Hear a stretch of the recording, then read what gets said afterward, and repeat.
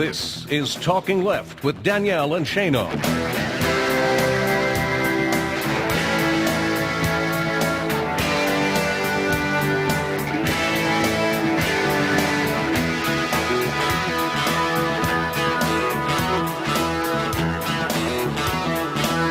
Good morning, everybody. Welcome to Talking Left with me, Danielle and Shano. For those of you who may be hearing the show for the first time, we are a weekly, proudly progressive show, and we like to remind you that liberal is not a bad word. Good morning, Shano. Good morning. How are you? In need of several more cups of coffee. Anyhow.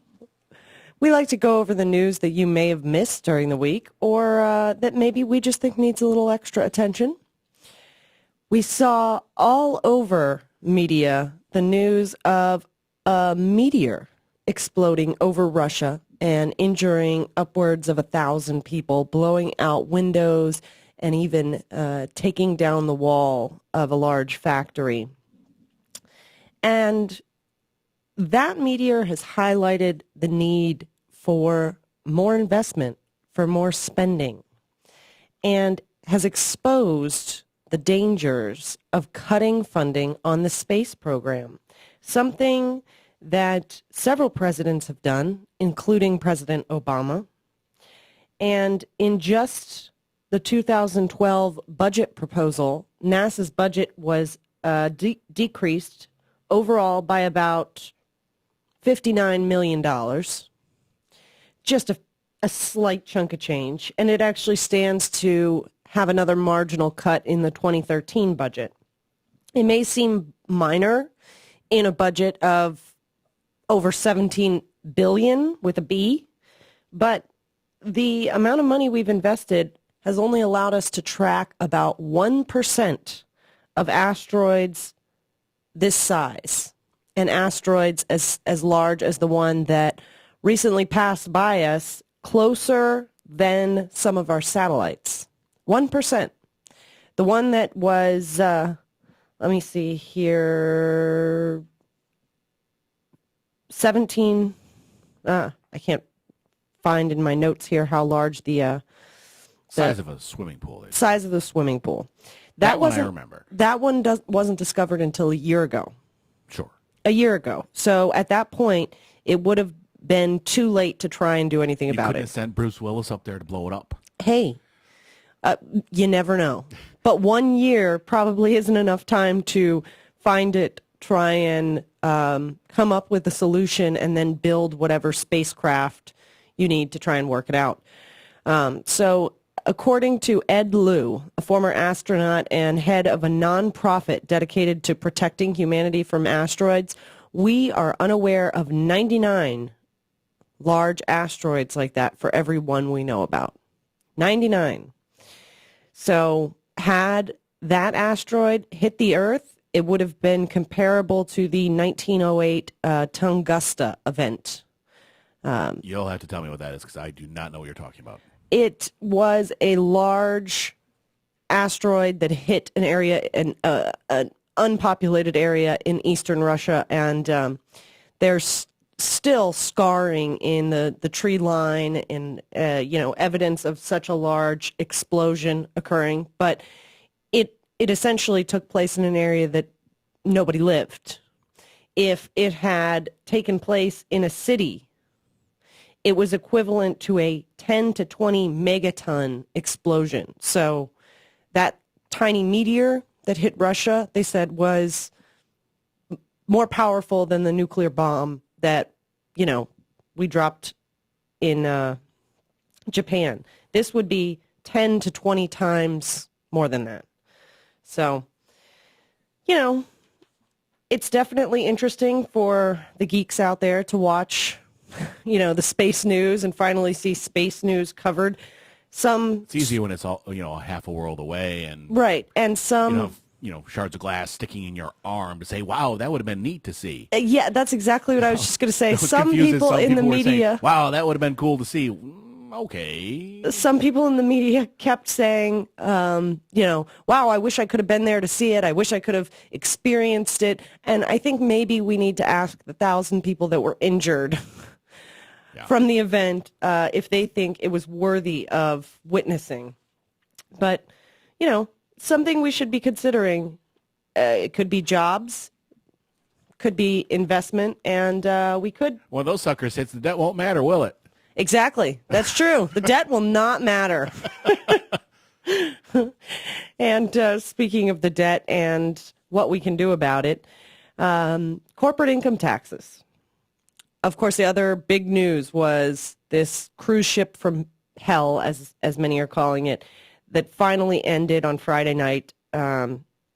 night, in which Carnival Cruise Line ship lost power. And, I think everybody out there knows the story at this point. But many people may not be aware that cruise company, because it is centered in the Bahamas, pays pretty much no corporate income taxes in the United States, despite doing How much do they pay here?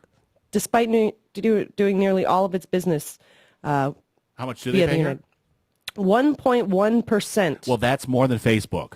Yes, that's more true. More than ExxonMobil. Yep, 1.1%. So, well, but 1.1% includes its foreign taxes. It's not broken out here. So perhaps that 1% is what it's paying in the Bahamas. But despite making $11.3 billion in profits, no taxes here. And Think Progress, importantly points out that this business would not exist without, at least not here in the United States, without the benefits provided by the government, something it should be paying back. It gets protection and guaranteed safe seas by the United States Coast Guard. It gets pulled into port when it falls apart. That's a big one. Customs officials make it possible for cruise travelers to board the ship to go to other countries. Now, to be fair, I would imagine that there are significant fees in terms of docking and being in port that are paid, fees to those ports. I would imagine that it's not just that 1.1%, but that's a good I understand point. Your point. That's a good point. And state and local governments have built roads, bridges, ports, waterways, widened channels and stuff to allow these big ships to actually reach the ports. But a lot of investment has made to allow cruise ships to do business on our shores. In other words, they need a lot of the commons, and they're not really paying for them, probably. Yes. There you have it. Yes, exactly. They sound like an American corporation then. Exactly. Despite doing nearly all of its business in the U.S., or at least, getting nearly all of its Aren't they customers the Disney in the U.S. one? Am I confusing them? I don't know. It's all I know is that it's Carnival's cruise line. It very well could be Disney. It wouldn't surprise me. But it's centered in the Bahamas, so it utilizes a tax loophole which allows companies incorporated overseas to avoid taxes here, even if the bulk of their operations are based here in the States. So 1.1%. Be interesting to see what happens as lawsuits are already being generated in response to the cruise from hell. And it also really highlighted what a lot of the world deals with as far as sanitation, access to clean water. You call it the cruise ship from hell, but 30-40% of the world has better living conditions. Well, like I said, than 30, 40, 50, maybe 50% of the world. We're talking about third world. It's interesting to see the outrage, both by passengers and by the media and people here at home, for subjecting people to these living conditions when this is what a very large portion of the world deals with every day.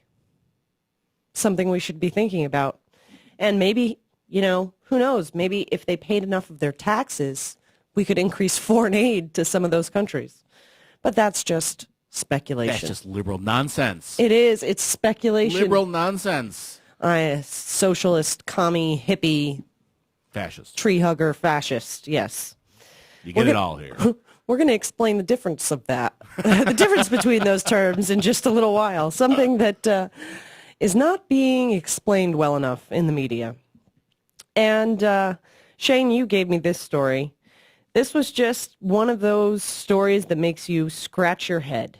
Things that make you go, Yes. Maureen O'Connor. Oh, the story. Yes, was a physical education teacher.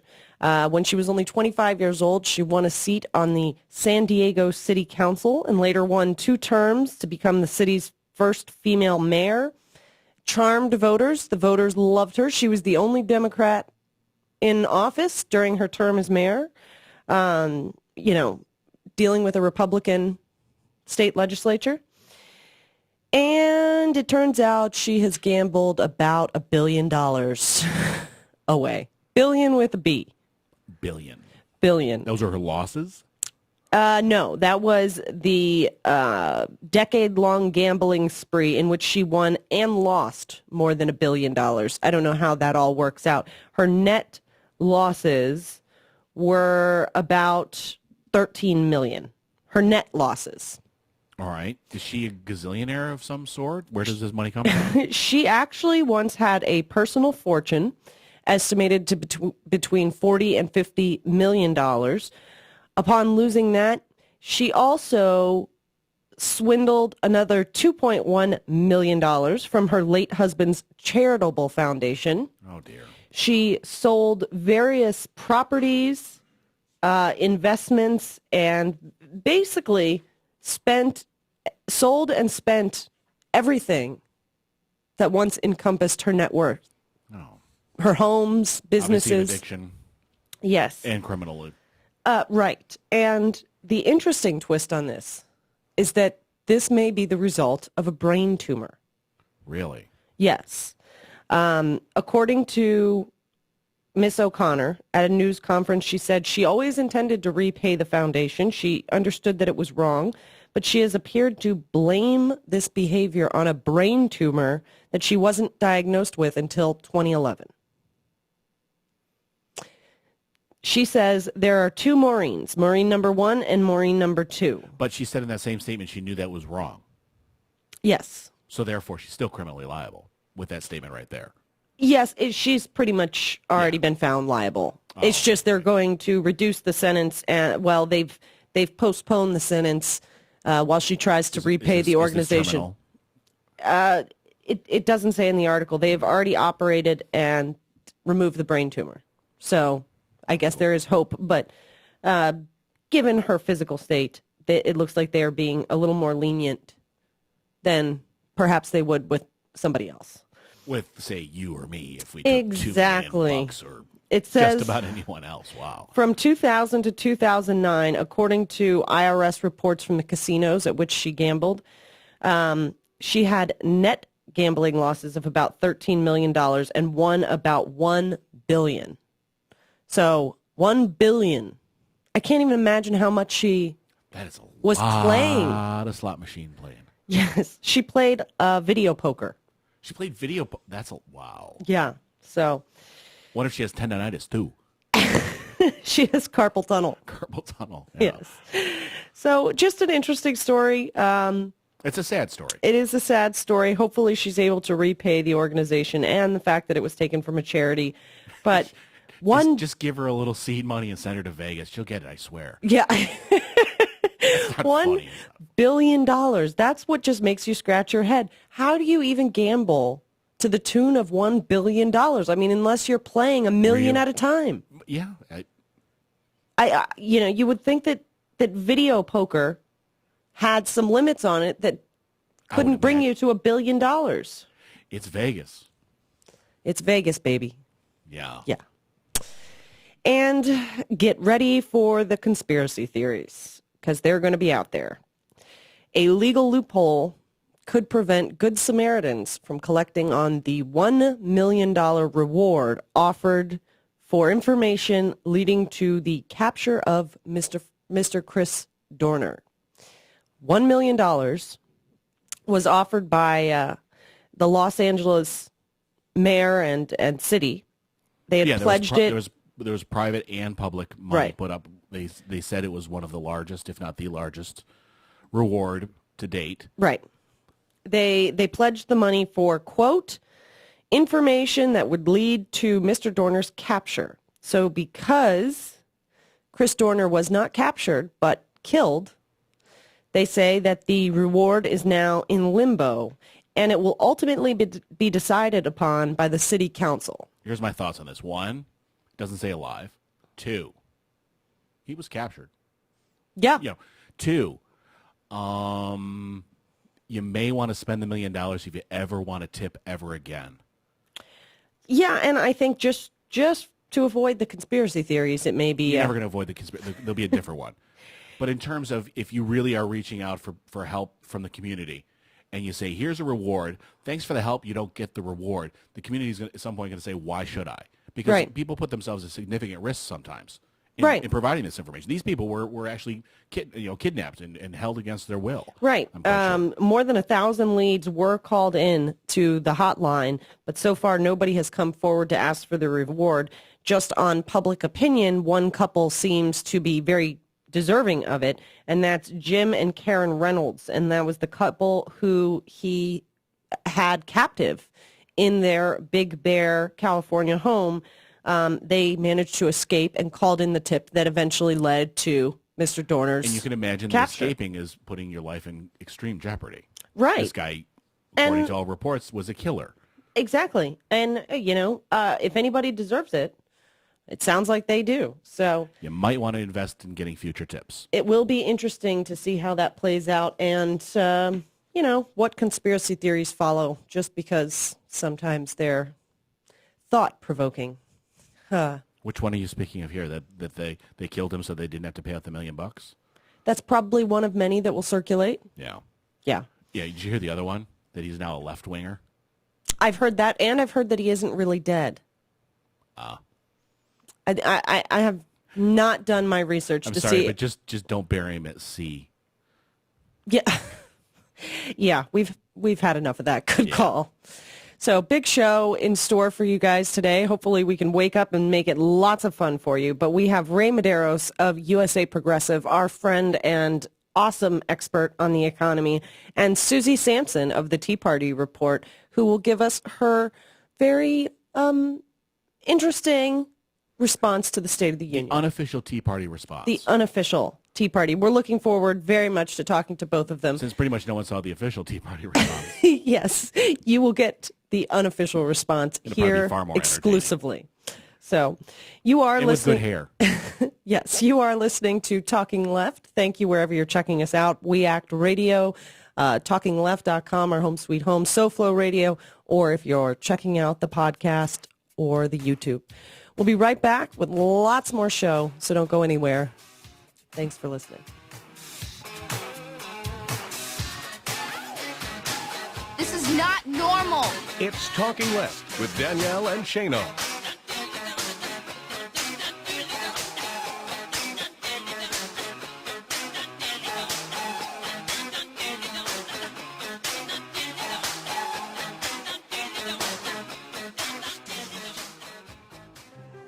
Okay, astronaut, you're up. You'll be meeting with Wish Kid Brandon. Roger, Brandon. His wish is to see a space shuttle launch. All systems are go. We are clear for liftoff. This year, more than 27,000 children will be diagnosed with a life-threatening medical condition.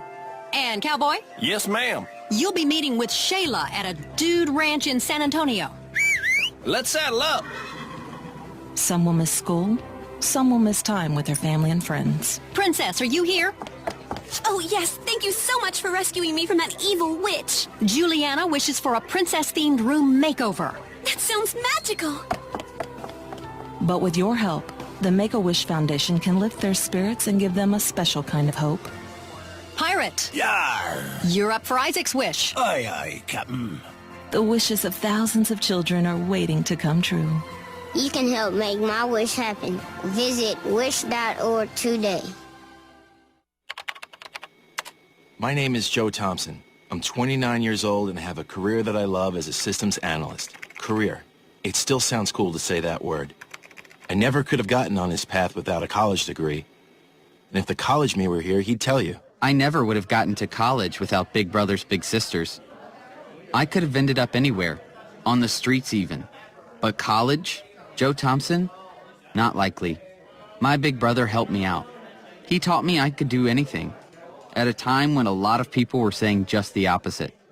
And to a 7-year-old, that means a lot. My big brother's name is Phil. And Phil is the reason that this 7-year-old grows up to be a systems analyst. Whether you donate money or time, you're helping Big Brothers Big Sisters help a child. And that can last a lifetime. Start something today at bigbrothersbigsisters.org. Brought to you by Big Brothers Big Sisters and the Ad Council.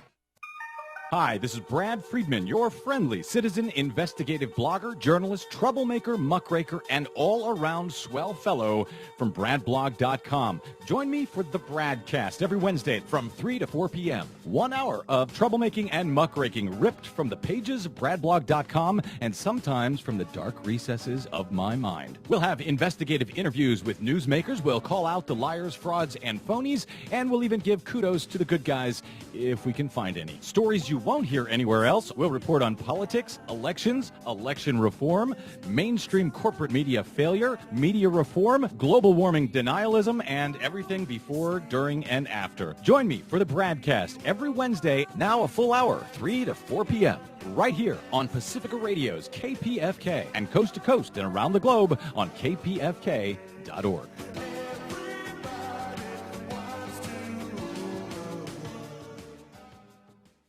Hank Action News is proud to be sponsored by Healthcare for America Now.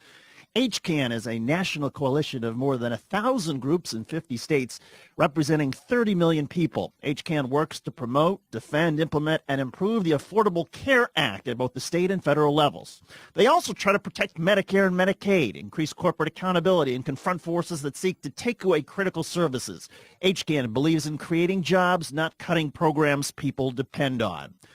HCAN runs comprehensive issue campaigns that mobilize people at the grassroots and define the public debate. HCAN is fighting to protect, implement, and improve the new health care law through national and state-based legislative and regulatory campaigns built on grassroots action, public education, communications, policy analysis, and groundbreaking research. HCAN has become a respected voice and national leader on health care while continuing to focus on aggressive field activity. Support HCAN, Healthcare for America Now.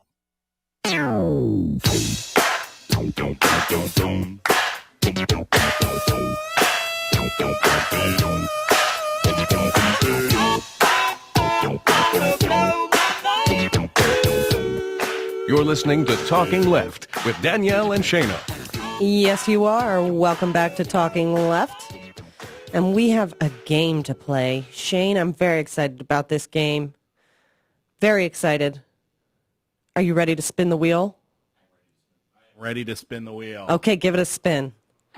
So the question is, which Sunday morning talk news show is John McCain on this week? Because you know he's on one every single week. And the answer? Meet the Press. He's Meet on the Meet the Press this morning. Meet the Press for $5,000, please. Yes. Actually, I had predicted Face the Nation, so I was wrong.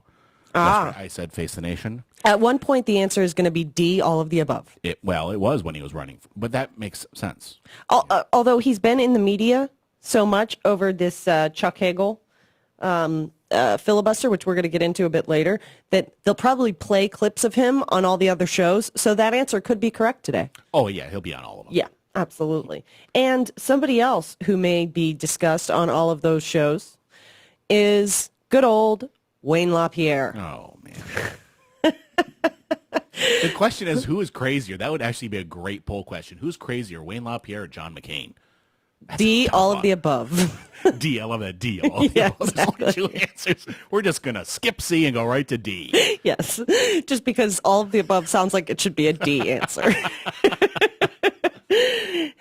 Yes, we are not going to play clips of Wayne LaPierre's official response to the State of the Union because unlike the NRA, we understand that the NRA is not a political party. But in fact, the political party with which they are most closely aligned now seems to be shunning them. Yes. Actually, the Senate race, where is it? One of the Senate, is it in Connecticut? There's a Senate race going on where the NRA giving you an F rating has actually become. I think it's an Illinois congressional race. I think it was Rachel Maddow who did this. Yes, is it? I believe. I thought that was so interesting. Yeah, fascinating. Yes. But Wayne LaPierre wants you to be very, very afraid. Ooh. Yes. What should you fear, according to LaPierre? Latino American drug gangs. The ominous... It's not the Dream Act anymore. It's the Scream Act. Yeah, that's good. Wayne LaPierre wants you to be afraid of the Scream Act. Ominous border security. Hurricanes. Yes, that's his sentence here is ominously. The border also remains open to agents of Al-Qaeda and other terrorist organizations. Okay. Despite, so it's not border security you're supposed to be afraid of, it's the lack of. Yeah, despite deportations and border security being at the highest levels in our nation's history. Fear doesn't need to be logical. In fact, it's quite the opposite. Yes, and it gets even more interesting. Okay. He writes, this is in his op-ed published on the Daily Caller, which I think Progress correctly... That's funny just in itself. Yeah, Think Progress correctly identified it as a paranoid screed. Nice. Yeah. He says, hurricanes, tornadoes, riots, terrorists, gangs, lone criminals. These are all perils we are sure to face, not just maybe. It's not paranoia to buy a gun, it's survival. This guy has, I think he's just watched way too many Kevin Costner Armageddon-type movies. I was seriously waiting for lions and tigers and bears, oh my. Yeah. Yeah. It's like Waterworld, The Postman, all put together. Well, and most news organizations have highlighted that particular phrase just because it is so ridiculous. But something I think is more important to highlight in his op-ed, and it was also the case in his official NRA response, is the NRA wants your money. That's why Wayne LaPierre is out there. That's why Wayne LaPierre is pretending that the NRA is a political party. Not once, not twice, but about 5 times in this op-ed, he reminds you to keep your NRA membership active. He says, we have to raise those funds from you, referencing political advertising. $20, $50, $250, or even $1,000 at a time. Because I get an extra bonus for a State of the Union response. Right. Right. He says we can't win the political war if we lose the cultural war. But essentially, while Wayne LaPierre considers the NRA a political party and wants you to believe that they are very, very important and they are here to protect you and your civil rights, Wayne LaPierre just wants your money. The NRA just wants your money.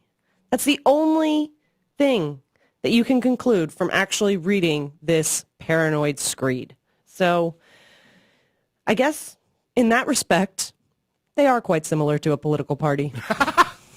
Well done. So lots more in store. We're going to get into Obama's State of the Union and what we think it means for our country. Don't go anywhere. You're listening to Talking Left with me, Danielle and Shano, and we will be right back. There you have it. News has never been softer. It's Talking Left with Danielle and Shano.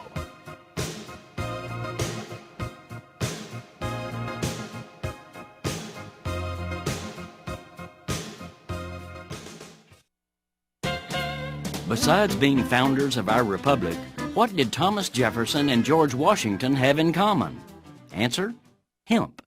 America's founders were strong promoters of this extraordinarily useful agricultural crop, and both Jefferson and Washington grew it. The first draft of our Constitution was written on hemp paper, and as late as World War II, the government urgently pushed farmers to grow the crop as part of a Hemp for Victory program. So why are American farmers today prohibited from producing this patriotic, profitable, and pesticide-free plant? Political nuttiness. Most recently, in a frenzy of reefer madness, U.S. drug police decided that President Nixon's Controlled Substance Act of 1970 not only outlawed marijuana, but also its non-narcotic cousin, industrial hemp. If ignorance is bliss, they must have been ecstatic, yet their nuttiness remains the law of our land. The good news is that a wave of sanity is now wafting across America. In Colorado, for example, farmer Michael Bowman and Denver hemp advocate Linda Parker helped pass Amendment 64 in last fall's election. It legalizes personal pot use, which got all the media attention, but it also directs the legislature to set up a program for, quote, the cultivation, processing, and sale of industrial hemp. Bowman now hopes to be the first American farmer in generations to plant a legal crop of it, hoping to do so on April 30th, the 80th birthday of family farmer hero and hemp champion Willie Nelson. The red state of Kentucky is also on the move. Its Republican Ag Commissioner, backed by its Chamber of Commerce, is campaigning to legalize hemp farming there. And Kentucky Senator Rand Paul is co-sponsoring a national bill with Oregon Democrat Ron Wyden to take hemp off the controlled substance list. This is Jim Hightower saying, to help spread this seed, go to votehemp.com. If you like these feisty pops of populism that Hightower zings out on the airwaves, check out the Hightower Lowdown. Jim's monthly newsletter provides the in-depth lowdown on what the greed heads of Wall Street and the boneheads of Washington are doing to us behind the scenes. With Hightower's saucy Texas humor and truth-telling populist perspective, the lowdown literally can lift you up. And get this, you can have the lowdown delivered to your mailbox or email each month for only $15 a year. Yes, 12 issues, only $15. Check it out, hightowerlowdown.org. You're listening to WIN, Workers Independent News, a production of Diversified Media Enterprises. I'm Doug Cunningham.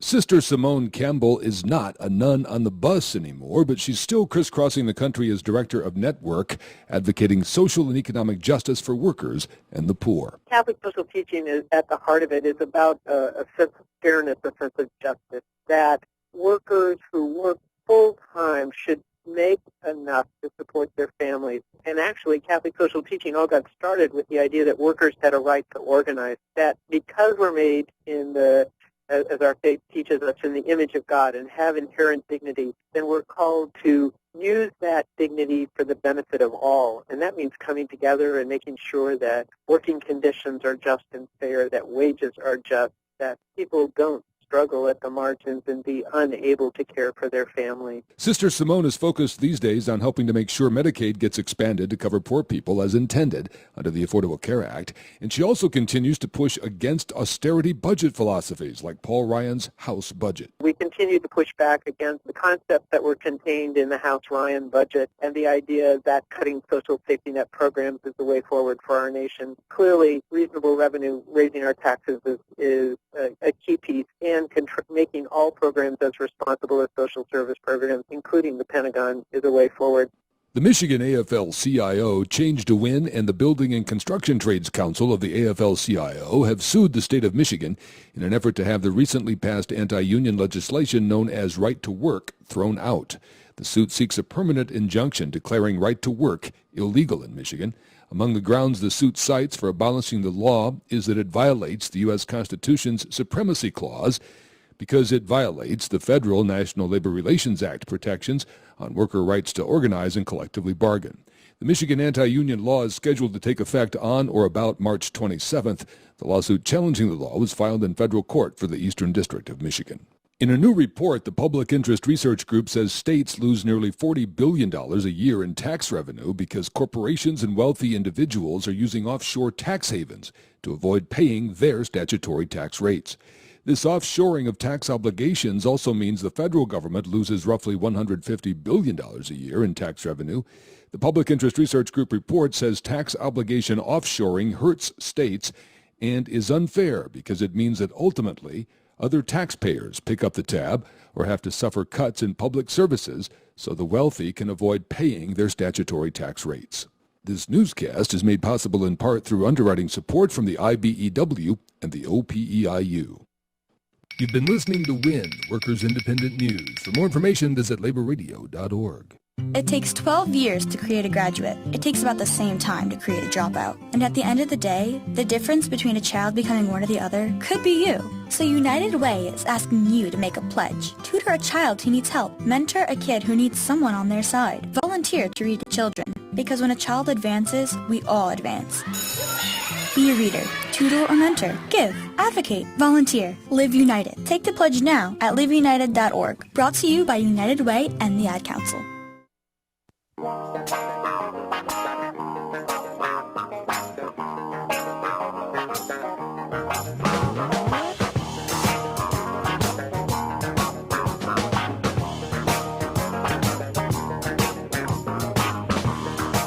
You're listening to Talking Left with Danielle and Shano. Welcome back to Talking Left with me, Danielle and Shano. Thank you wherever you're checking us out. We Act Radio, 1480 AM, WPWC in Washington, D.C., or SoFlo Radio, or if you're checking out Radio or Not, or if you're checking out the podcast.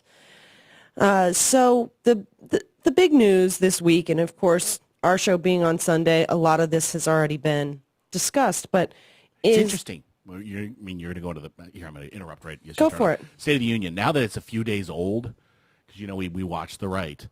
Now that... Because memories fade quickly, especially when there's so much going on in life. Now it's the same old... Now they're trying to... They're essentially trying to recast what that State of the Union was like. That it was boring, long, same old stuff you hear every year. Trying to... Afterwards, if you listen to the right, they're like, well, this was, inspirational. He'll never get any of it, but it's inspirational. Now they're trying to tamp it down, so that 6 months from now, oh, that was a bunch of bull. Yeah, exactly. But I think a lot of progressives were happy to see Obama actually taking some progressive stands on issues. I know it's, as you just said, it's unlikely that all of this will pass, but he really called out some issues that, some more progressive Democrats are really fighting for, like climate change and infrastructure. The minimum wage increase was huge. That was big. Pathway to citizenship and gun safety laws and universal preschool. I think that's an issue that's great, and I didn't even think of it. Because then those kids are going to grow up and vote for Obama, according to Stuart Varney. Yes, hilarious. That is hilarious. Apparently, Obama's going to serve 6 terms. I realize he was born in a different country, but we do have a 2-term limit here. And the climate change, I think, is being highlighted today. He said specifically, and Shane, this is clip 6, he said specifically that if Congress won't act on climate change, he will with executive orders. But if Congress won't act soon to protect future generations, I will. I will direct my cabinet to come up with executive actions we can take now and in the future to reduce pollution, prepare our communities for the consequences of climate change, and speed the transition to more sustainable sources of energy. Uh-oh. Executive action. Exactly. I have a really good idea of where he could start, and there's a big protest going on in Washington, D.C. about it right now. Yeah. Sierra Club is holding an action on the Capitol Mall. Thousands expected to attend. I'm not sure what the turnout is. But it's later today, so you won't know. Right. But protesting the Keystone XL pipeline. Yeah, and there was protests out in front of the White House this week. Yes. Arrests were made. 48 people were arrested protesting the tar sands oil pipeline. Daryl Hannah. Yeah. I think that would be a great start. And it's interesting with John Kerry now as the Secretary of State, who has previously been a big leading voice on climate change, to see if anything's done about this. I don't understand how the Secretary of State gets into this. It's influencing his decision, perhaps. We're going to go to war with Canada over the. I don't understand. Just well, it'd be defense, but we're going to go negotiate. One more voice in the White House. Yeah, exactly. I guess the Interior, but commerce. Overall, there really is so much here. This Fix It First program to fix our crumbling roads and bridges, which desperately needs to be done and puts people back to work. The universal preschool idea. All of these ideas are huge, and there's a lot of criticism on Obama right now for even putting out these ideas that are very unlikely to pass. Well, it's like, what is he supposed to do? He's supposed to get up in front of the State of the Union. You know what? I know you guys hate me, and anything I'm going to say you're not going to do. So the State of the Union's, it's okay. We're not going to do anything for 2 years because we know you're obstructionists anyways. Thanks. Have a good night. What is he supposed to do? Well, I think he's realizing that the presidency as a role, as well as his ability to use the political capital he has to shape future generations, is far more important than what he can do in an instant.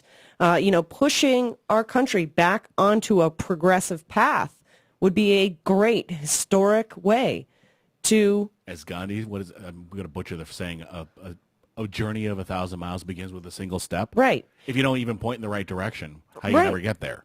Well, and some people have argued that for the past 4 years, he hasn't even been pointed in the right direction. On some things, no, I don't believe he has been. You know, there's plenty to criticize him about. But if he's going to fight right now to get some of these issues into the discussion, Sure.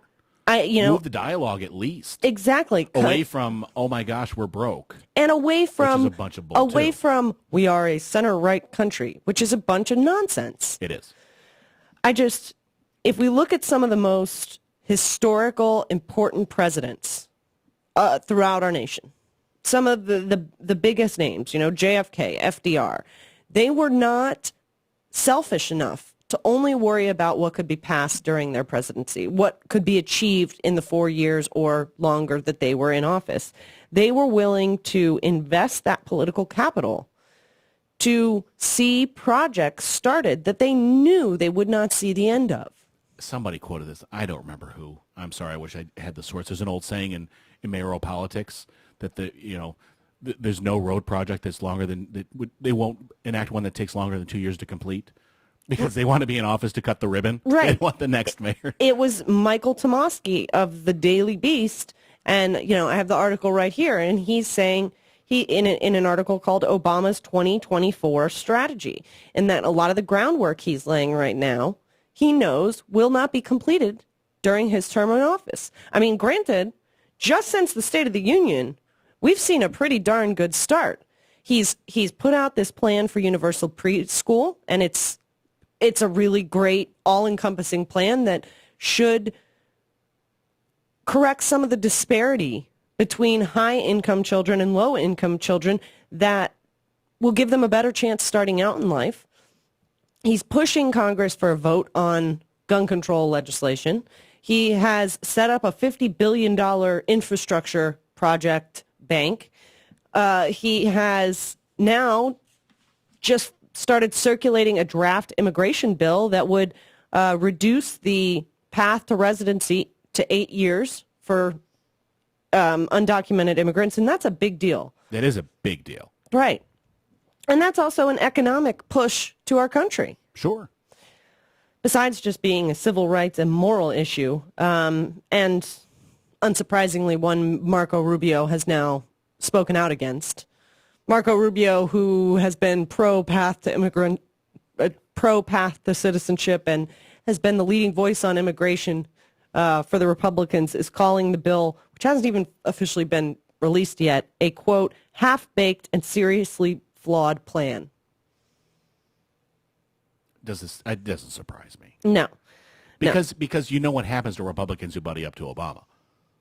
Especially the Florida ones. Yeah. They get Chris Christie'd. Excuse me. Charlie Crist. Charlie Crist. Too many. So even if it were the exact same plan, he's got to say, that one's terrible, now vote on mine. Right. And, this article, I think anybody should go and read it, the Obama's 2024 Strategy. It is really interesting. But he writes, Michael explains that this idea to invest your political capital in things that can't be achieved during your presidency is confusing to the conventional politicians. They don't get it. And hence Fox not knowing how to spin it. Right. Well, it's the difference between being selfish and not selfish. Right. They cannot compute. No, because political wins are only personal in the Republican Fox world. Look what they've done to Chuck Hagel. Those political hits were personal, and therefore they're going to exact revenge personally. Whereas, I'm going to get stuck in cliches here, but good policy is good politics. Right. And if these are good policies that Americans, and also another, these are all been highly, focus grouped. Good. Yes, they were focus group. It was called an election. Exactly. We had a big focus group, and we all voted, and we kind of. Now, granted, there are some. The minimum wage was not on the campaign trail. No. But I'm glad it's here. Yeah, and we're going to get into it much more in depth with Ray Mederios a little later. But I think it's very important, and I think Shane, you've talked about so much the window. The Overton window. The Overton window has been used in politics so much lately to shape the discussion and say that Americans don't want progressive ideas like this. They want, the deficit cut, and they want, war funding to be increased. And that never sounds right to you, to me, to the people that we speak with. It never feels right because it's not what Americans want. And I think putting these ideas out there is moving that Overton window back to where it belongs and back towards the center left. At least the Overton window in terms of the conversation. The Overton window doesn't move. Right. The terms that are used to describe things are used to shift them to make them seem more moderate. If people really had the position you just said right there in terms of defense and deficits, they would have elected John McCain in 2008. Right. And they certainly would have elected Mitt Romney, who, we all know he can cut spending because he's cut up business after business to do so. But Americans don't want that. And I just feel like that hope, that change that Obama campaigned on in 2008 are these ideas. I know that we can't accomplish all of this right now, and I have plenty of things that I can criticize Obama for. But if we don't start, we sure as heck aren't going to. Right, and I'm hopeful. I like the fact he's just front-loading all this. Oh, me too. You can just see them juggling right now, just throwing another ball. Oh. Well, maybe he's trying to give him. He's got a plate on his nose, spinning in the air. He's on a unicycle. Mr. President, no more. I'm hopeful that this is the direction our country can be going in again. Not just focused on austerity, not just focused on cutting spending, not just focused on war and drones and blowing people up and stealing our, civil liberties, but that we can be this country again. And it might not happen during Obama's presidency, but he's planting the seed right now to say that this is what Americans want and this is what we can do. We are capable of this. I think speeches like this and goals like this are what will make him a historic president. What do you think? I think you said it great.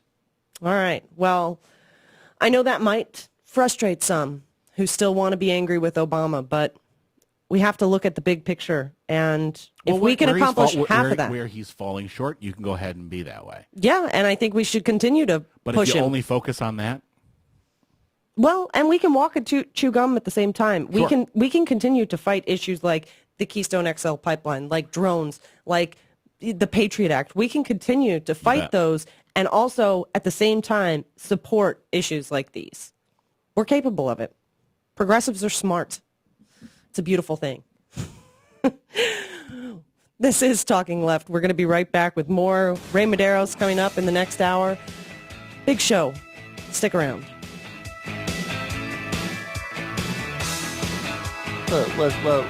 What is this? What's going on? It's Talking Left with Danielle and Shano.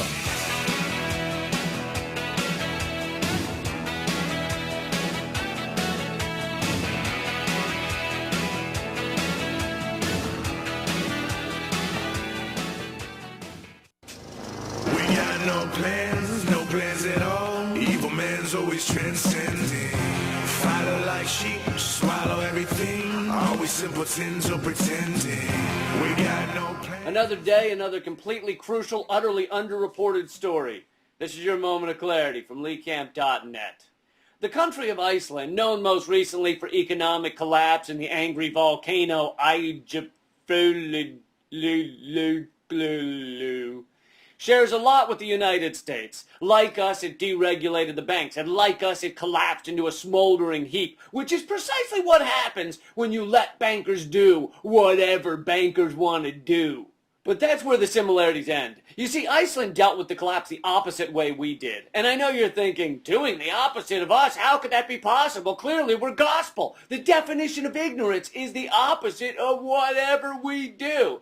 If we decide to blow up our own citizens with drones, then not doing that is the wrong way to behave. But no, believe it or not, doing the opposite of bailing out the banks and punishing homeowners has done Iceland well. They indicted the prime minister, let the banks fail, filed 200 criminal charges against the bank execs, and forgave much of the homeowner debt. So instead of kissing the asses of banks and licking the hairy Goldman Sachs of the world, they bailed out the average working people of Iceland who are just trying to make a meager salary as ice farmers or whatever the they do over there. And what was the result? Did chaos break out? Did gaping of fire devour the land, spewing forth zombies and vampires and steaming Lady Gaga heads that chased down and destroyed every man, woman, and flugen?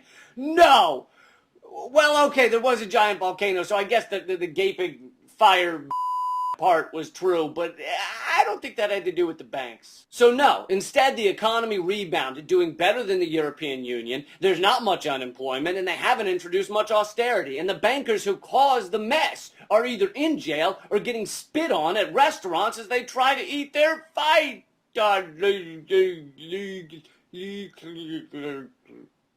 An Icelandic delicacy, and ironically, also the noise you make when you choke on it. But on our news channels, you hear a fair amount about Egypt's troubles, but we don't hear a whisper about Iceland, because it's unacceptable to mention putting bankers in jail rather than locking up homeowners. And by the way, we are seeing the return of debtors' prisons. In fact, Michigan, this stink eye's for you.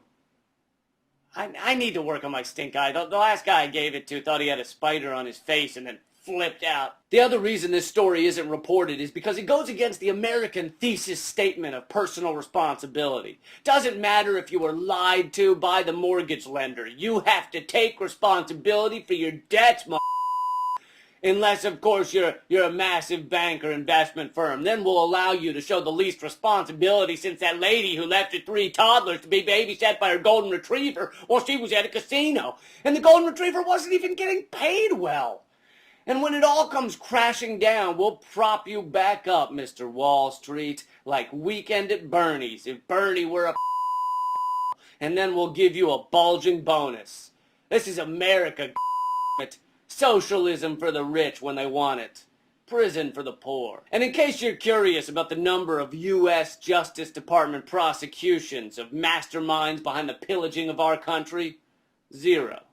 Although some did find themselves in Obama's cabinet, so that'll show them. That's been your moment of clarity from LeeCamp.net. If you're still watching this video, it means you probably enjoyed it. It would be a huge help if you can pay me back by going to donateyouraccount.com/LeeCamp, and you can easily set it up to donate 1 tweet per day or per week or 1 Facebook post to Moment of Clarity. Takes like 1 minute, honestly, and you never have to think about it again. That would be a huge help. Thanks a lot. Keep fighting. No plans at all. Evil man's always transcending. Follow like sheep, swallow everything. Always simpletons or pretending. To show how much you mean to me. And I guess it's just the woman in you that brings out the man in me. I know I can't help myself. You're all in the world to me. It feels like the first time. Feels like the very Welcome back to Talking Left with me, Danielle and Shano. Yes, it feels like the first time. Sorry, I started that song a little too much in the pre-hook. That's It's hard to tell by looking at the waveform. Yeah, the first time by that, Shane, means the first time a filibuster has been used to block a cabinet-level position. It feels... Successfully. Cloture vote. Right. It feels like the first time, but there's been many opposing views about whether or not this action is unprecedented. And Shane, you did a little research. Yeah, what did you find out for us? Well, first of all, there's the word filibuster is not an easily definable term because it's not in the Senate rules. So depending how you define filibuster, right, it will give you the answer whether or not somebody's been filibustered before. So if you make it a very broad definition, because there are some definitions out there, in fact, on Senate.gov. Right, which includes, quote, an informal term for any attempt to block or delay Senate action on a bill or other matter by debating it at length, by offering numerous procedural motions, or by any other delaying or obstructive actions. There, if you use that definition, this is not rare in any way, shape, or form, happens all the time. Right. But if you go to the other part of the Senate.gov, which actually talks about what a filibuster is and has been through our history and the Senate rules and how they've been morphed to deal with the filibuster, filibuster is something very specific. A Yes. filibuster is when a specific senator it used to be would talk. The debate would continue and continue and continue. Therefore, you could not vote on it because we're still talking about this. We're still talking. And as that got to be a problem, they came up with the rule to stop this practice. Rule 22. Which said on a vote of, now this is way back, 2/3 of the Senate, we can stop you from talking even if you still are talking, and we will take this vote. It was called cloture. Right. They would invoke cloture to stop a filibuster. Later on in the 70s, it was down to 3/5, so 60 votes to stop it. Now, it's called invoking cloture to end debate. This is a very specific use of the term filibuster, and if you use that narrow definition, this hasn't happened before. Right. Does that make sense? The closest it's come was for the UN appointment of John Bolton. But that wasn't cabinet level. Right. At that time. Right. But it was a cabinet level position under Democrats, it says. That this article doesn't make sense, and there's probably a lot of reasons why, which we're going to get to in just a second. Yeah. Yes, the history of the filibuster, just in a very short synopsis. And you read this article and said, see? Because I'd been saying this is unprecedented. You're like, no, it's not. Look at this article. And yes. then I asked, and then we started looking into who wrote it. Right. An article on The Hill called It's Not Unprecedented to Filibuster Cabinet Nominees. This wasn't on Roll Call? No, it's on The Hill. On The Hill newspaper. Oh, right. Okay. And it lists several attempts in which cloture was attempted successfully to end filibusters. It lists another several attempts in which cloture attempt was withdrawn. Surprisingly, all those cloture attempts withdrawn were under President Obama. In other words, they knew they couldn't get the cloture vote, so the filibuster or the hold of the person these are mostly continued. judicial, by the way. Right. Secretary of Labor, Hilda Solis. Yeah, but she was confirmed, so therefore. Right. And Kathleen Sebelius for Health and Human Services, John Bryson for Secretary of Commerce. It's funny how all the people listed here are under Obama. But there's no case in which a cabinet level had a filibuster hold placed on it. No. Cloture was invoked, meaning they had 16, I think it is, senators say, okay, we're gonna vote to stop this filibuster, and they couldn't come up with the 60. Right, and this is the first. It's so surprising that this article could be so wrong. They're using the overly broad. They like the broader definition of filibuster. See, we're not doing anything that's that Exactly, this is completely normal. This is normal. Fine. This is normal course of business. A-okay. But then. So then we started looking at who wrote the article, and it was authored by Will Bennett, not Gambling Bill Bennett, Will Bennett. Yeah. With Americans for a Strong Defense. Oh, I like strong defense. I like to be defended. So do I. That's good. So then we started looking into who Americans for a Strong Defense was. And wouldn't you know, Americans for a Strong Defense is an organization specifically put together to, quote, work in opposition to the nomination of former Nebraska Senator Chuck Hagel to U.S. Secretary of Defense. A web page that you can't find unless you look at the cached version. Right. We'll put this link up because you cannot get to it. Shane, in his infinite wisdom, found it. But yes, a secretive little page on American for Strong Defense's website says they are specifically geared to just oppose Chuck Hagel. They were just formed. And so what do you know? They wrote an article saying, filibustering Chuck Hagel's just fine. We do this all the time. Look the other way. Don't look over here. So, what do you know? Surprised? Nope. No. So, we're going to get into this filibuster and what it means and what potential it could have on some very important future nominations. So, don't go anywhere. You're listening to Talking Left with me, Danielle and Shano. Lots more show coming up.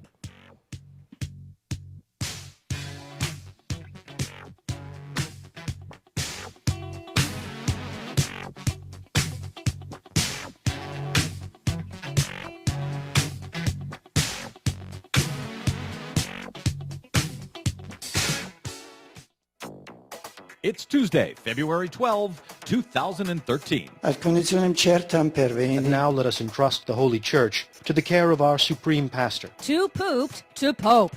Pope Benedict's green legacy. Winter Storm Nemo. Did global warming find Nemo? The State of the Union, Obama's next act on climate change. Wind power now cheaper than coal in some countries. Plus, what was Germany doing correct? They've got lots of sun, Right. right? They've got a lot more sun than we do. Fox News surrenders to Germany in the clean energy race. All of that and more straight ahead. From BradBlog.com, I'm Brad Friedman. And I'm Desi Doyen. Stand by for 6 minutes of independent green news, politics, analysis, and snarky comment. 5-foot snowdrifts. My God. If that happens to New York, we won't find our mayor till spring. This is your Green News Report.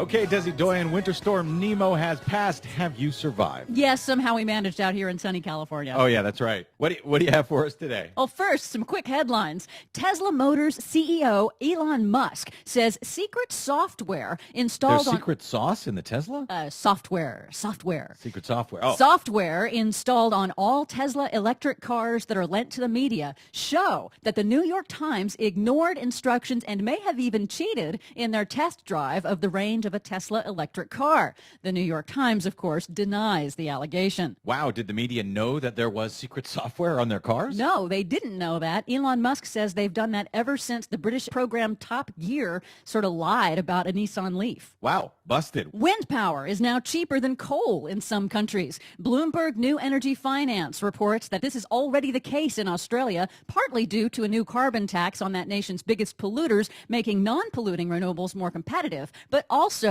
due to rapid improvements in turbine design and engineering. Bloomberg says globally, wind energy is now seen as a safer investment for global investors than coal over the long term.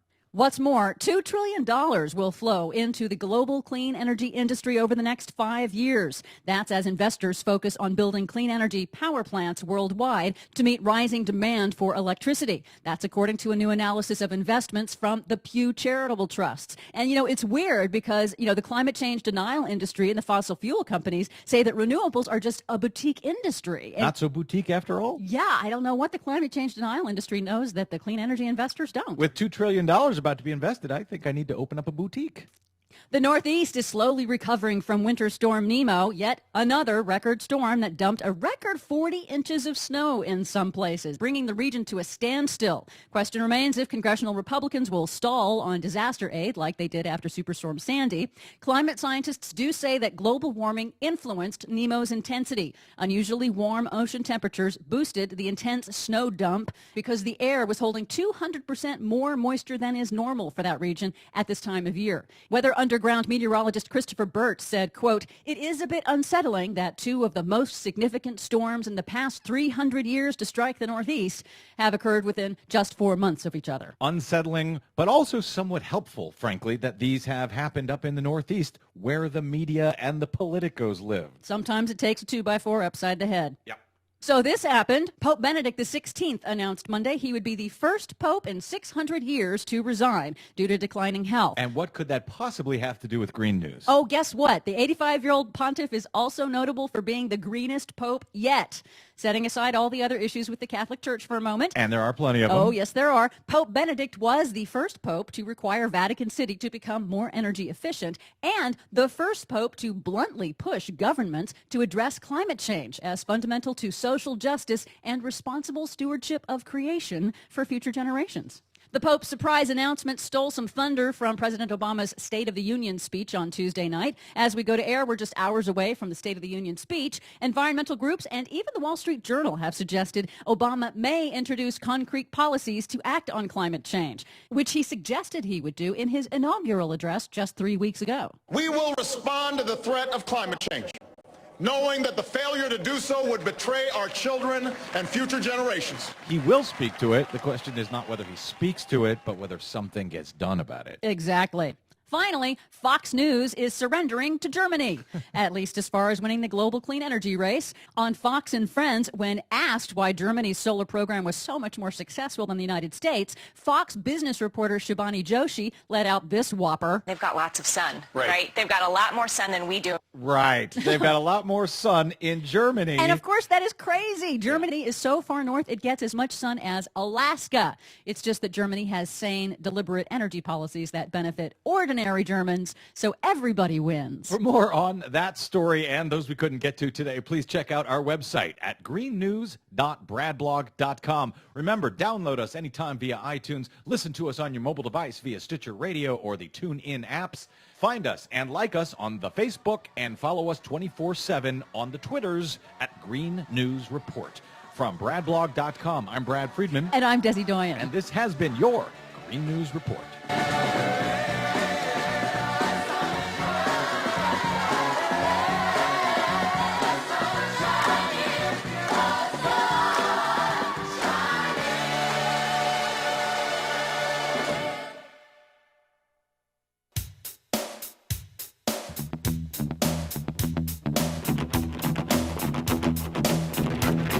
This is Talking Left with Danielle and Shano.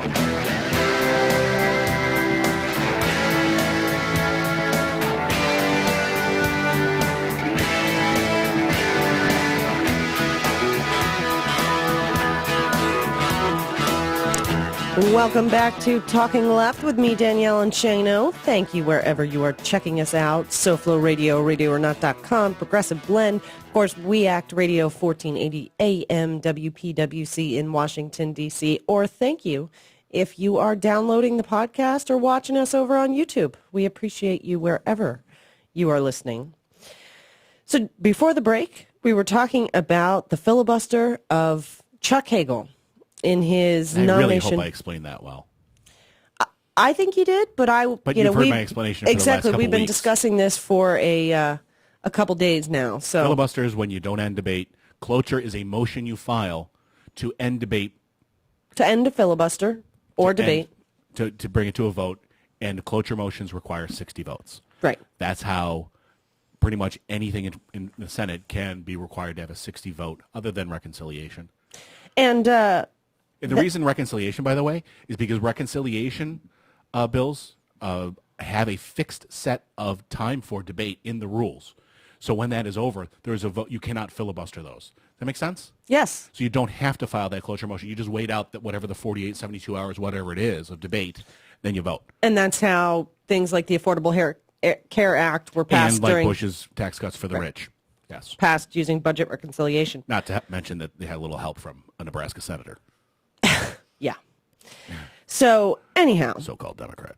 We witnessed this historic event, regardless of whether you want to define filibuster loosely or more strictly, and whether you want to say previous holds were filibustered. It doesn't matter.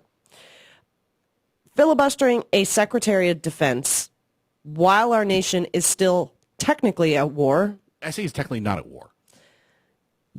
Sorry, we talked about this Semantics, yes. Whether or not we've never while declared we have war. forces out there that are authorized for the use of force. Yeah, tell the men and women fighting overseas that they're not dying for war. I'm just saying there's not a declaration of war. I completely and wholeheartedly agree with you. And But yes, they're fighting a war. Okay. Whether constitutionally or not. Right. Or fighting an occupation, as some people would more accurately term it. But regardless, when our Secretary of Defense is strongly needed, when you've someone got a meeting in Europe among NATO leaders and you've got to send the guy who's leaving.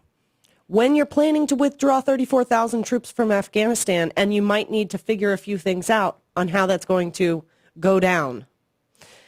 Those are all times when we need our Secretary of Defense. But 40 Republicans, many of whom previously said, no, they're going to vote.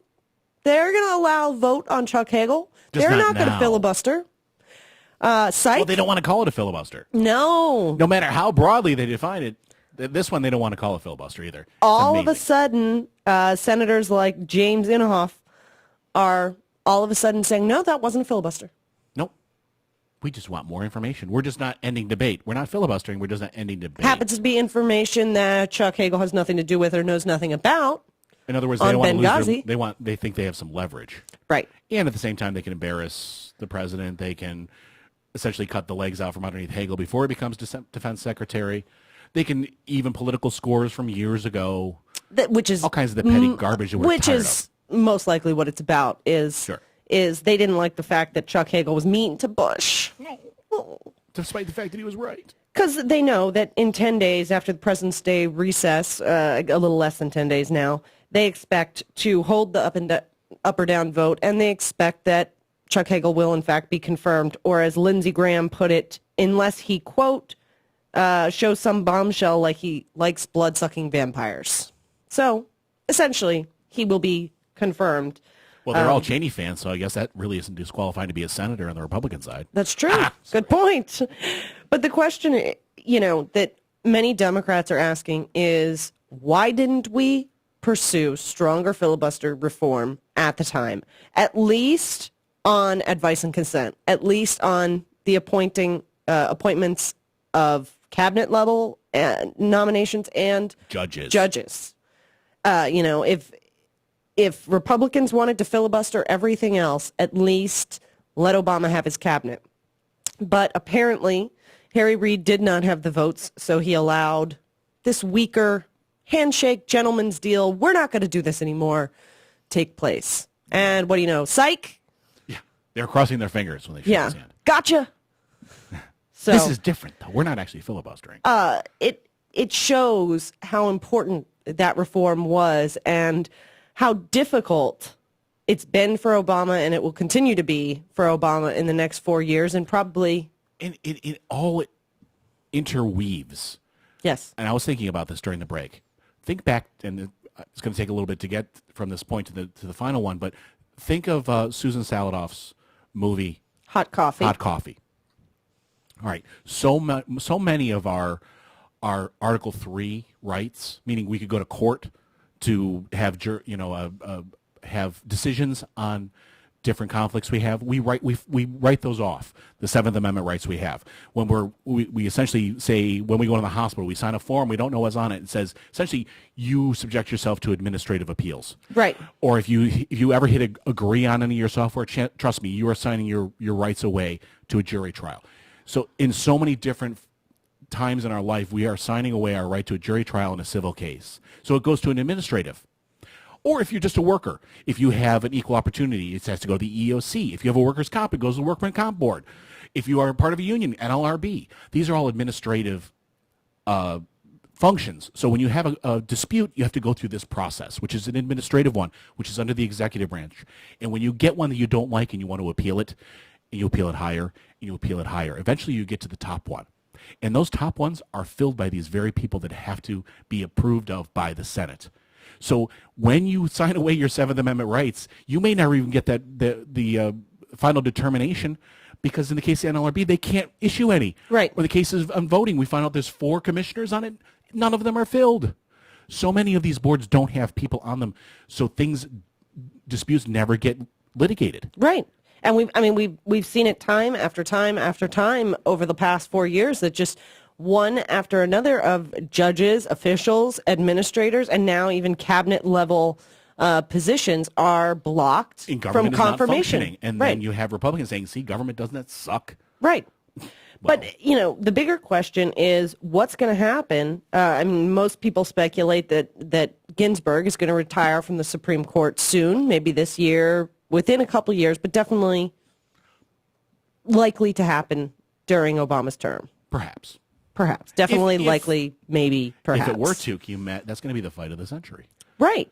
If Obama can't even have his own cabinet member, according to Republicans, what's going to happen when he tries to appoint another Supreme Court justice? It's going to be, I can imagine them filibustering. Now, I will say that Democrats threatened to filibuster Samuel Alito. Right. Threatened. Didn't. But, remember, some gang was formed, blah, blah, blah, blah, blah. But this is a big deal. And if there is a vacancy, it's going to be a huge deal. But I had an idea on who he could nominate that I think would sail right through. Don't give it away yet. Oh, no. We're going to... You got to tease a little bit there, because I think that is someone the progressives would love and would sail right through. Someone who could take on any nomination process they throw at them. And would sail through just because politically it would work for everybody. Right.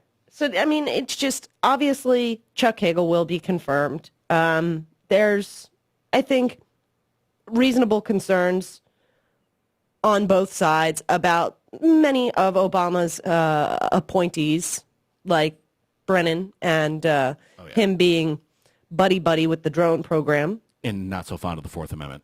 Right. But the fact is that presidents are typically allowed to form their own cabinet.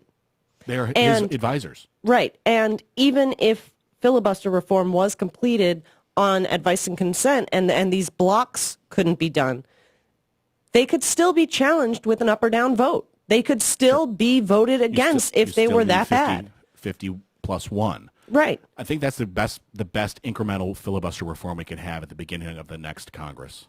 And I'm really curious of several questions after actions like this by Republicans. Number one, do they not realize that it is likely at some point one of them will be in an office, in a presidential office? I mean, we can hope not. We can say that, hopefully we'll elect Democrats and progressives from now till the end of time. But that's unlikely. And all of these precedents they're setting can easily be used against them as well. But what impact are these type of actions, this type of obstruction, going to have on our Defense Department, on voting rights, on union rights, on something as important as a Supreme Court justice?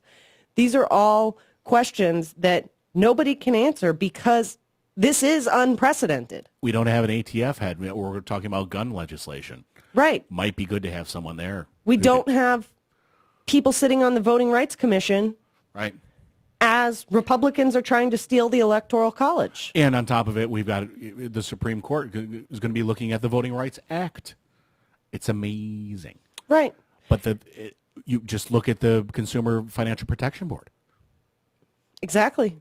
So it's one after another after another. I mean, this is huge. And it's a systematic attempt to in those agencies that they don't like the function of those agencies to essentially shut them down, make them irrelevant, or powerless, just impotent. Right, but I'm just saying that we can discuss this and we can ask all these questions and we could say it's unprecedented, but we have no history to say, well, this is likely to happen. X is likely to cause Y, because obstruction on this level has never occurred before. But when it hasn't occurred before, then it takes an extraordinary response. An extraordinary response would say, okay, on advice and consent, it's 50 plus 1. Done. Let's just do that. And just remember, if you still want to keep your filibuster for your bills. I go either way, depending, which means it's probably a decent rule to have. Right. Decent, with so long as there actually are debating. And we have to remember that as we see people like The Hill and Americans for a Strong Defense write articles about how this is perfectly okay, do your research, just like we did. And a few clicks later, you find out that the people making those arguments are often the people with something to gain in the discussion. Sure. That's why we're not stating anything here. We're asking questions. There is no precedent to say what's going to happen here. We all just have to wait to find out. But it's very important we pay attention and we remind voters of who put us in this situation when it comes election time. And how to get out of it. Right. This is Talking Left with me, Danielle and Shano. Got to run to one more break, and we have Ray Mederios coming up very soon, so don't go anywhere. We will be right back. This is going to be fun. It's Talking Left with Danielle and Shano.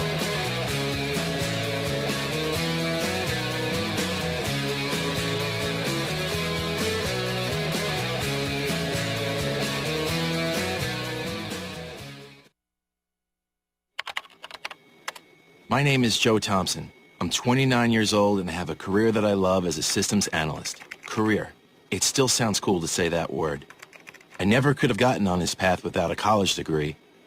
And if the college me were here, he'd tell you. I never would have gotten to college without big brothers, big sisters. I could have ended up anywhere, on the streets even. But college? Joe Thompson? Not likely. My big brother helped me out. He taught me I could do anything, at a time when a lot of people were saying just the opposite. And to a 7-year-old, that means a lot. My big brother's name is Phil. And Phil is the reason that this 7-year-old grows up to be a systems analyst. Whether you donate money or time, you're helping Big Brothers Big Sisters help a child. And that can last a lifetime. Start something today at bigbrothersbigsisters.org. Brought to you by Big Brothers Big Sisters and the Ad Council. Breast health awareness is critical for all women, particularly African Americans, because we have an increased risk of dying from breast cancer compared to women of other backgrounds. At U of M, I'm doing research here and with women in Ghana to look for an inherited link that makes African and African American women susceptible to a more aggressive type of cancer. Finding this link, I believe, will make new treatments possible. But right now, making sure that you are properly screened is our best protection. With experts like Dr. Lisa Newman, the University of Michigan Health System is a leader in cancer care. When you call our free Cancer Answer line at 800-865-1125, an oncology nurse will answer any questions you might have about the prevention, screening, and treatment of breast cancer and other forms of cancer. All calls are confidential. Call 800-865-1125 or visit uofmhealth.org/Cancer Answer line. We're working to help everyone enjoy longer, healthier lives. That's the Michigan difference. Hey there, Matthew Filipovich here, host of the creatively titled Matthew Filipovich Show, which, by the way, you can hear every single Saturday from 8 a.m. to 10 a.m. right here on 1480 a.m. We Act Radio. Now, I'm going to be honest with you people. I'm not the smartest guy in the world, but I like talking to smart people who are smarter than me, some of the smartest, funniest, most badass progressives out there. People like Glenn Greenwald, Naomi Klein, Cenk Uygur of the Young Turks, Jamie Kilstein, Allison Kilkenny, Alan Grayson, Jeremy Scahill, Jim Hightower, and more. That's right, I said more. Don't believe me? Well, tune in to the Matthew Filipovich Show every single Saturday from 8 a.m. to 10 a.m. for some of the best in liberal talk, news, comedy, and interviews right here on 1480 a.m. We Act Radio. Friends, David Schuster here, and all of us at We Act Radio are so proud of our neighbors here in Southeast D.C., especially one of our partners, the Ark. The Ark is at 1901 Mississippi Avenue Southeast. It's the home to some of Washington's best, including the Washington Ballet, the Levine School of Music, Boys and Girls Club, and the Children's Health Project. All provide a number of programs and services within the very same facility. The Ark is also home to the Ark Theater, the only theater east of the river, which hosts a variety of dance, music, and theatrical shows each year. Almost everything you could want is at the Ark, so stop by and see them. The Ark, 1901 Mississippi Avenue in Southeast. For more information, visit the Ark's website, www.thearkdc.org, or call 202-889-5901. The Ark, part of Southeast D.C.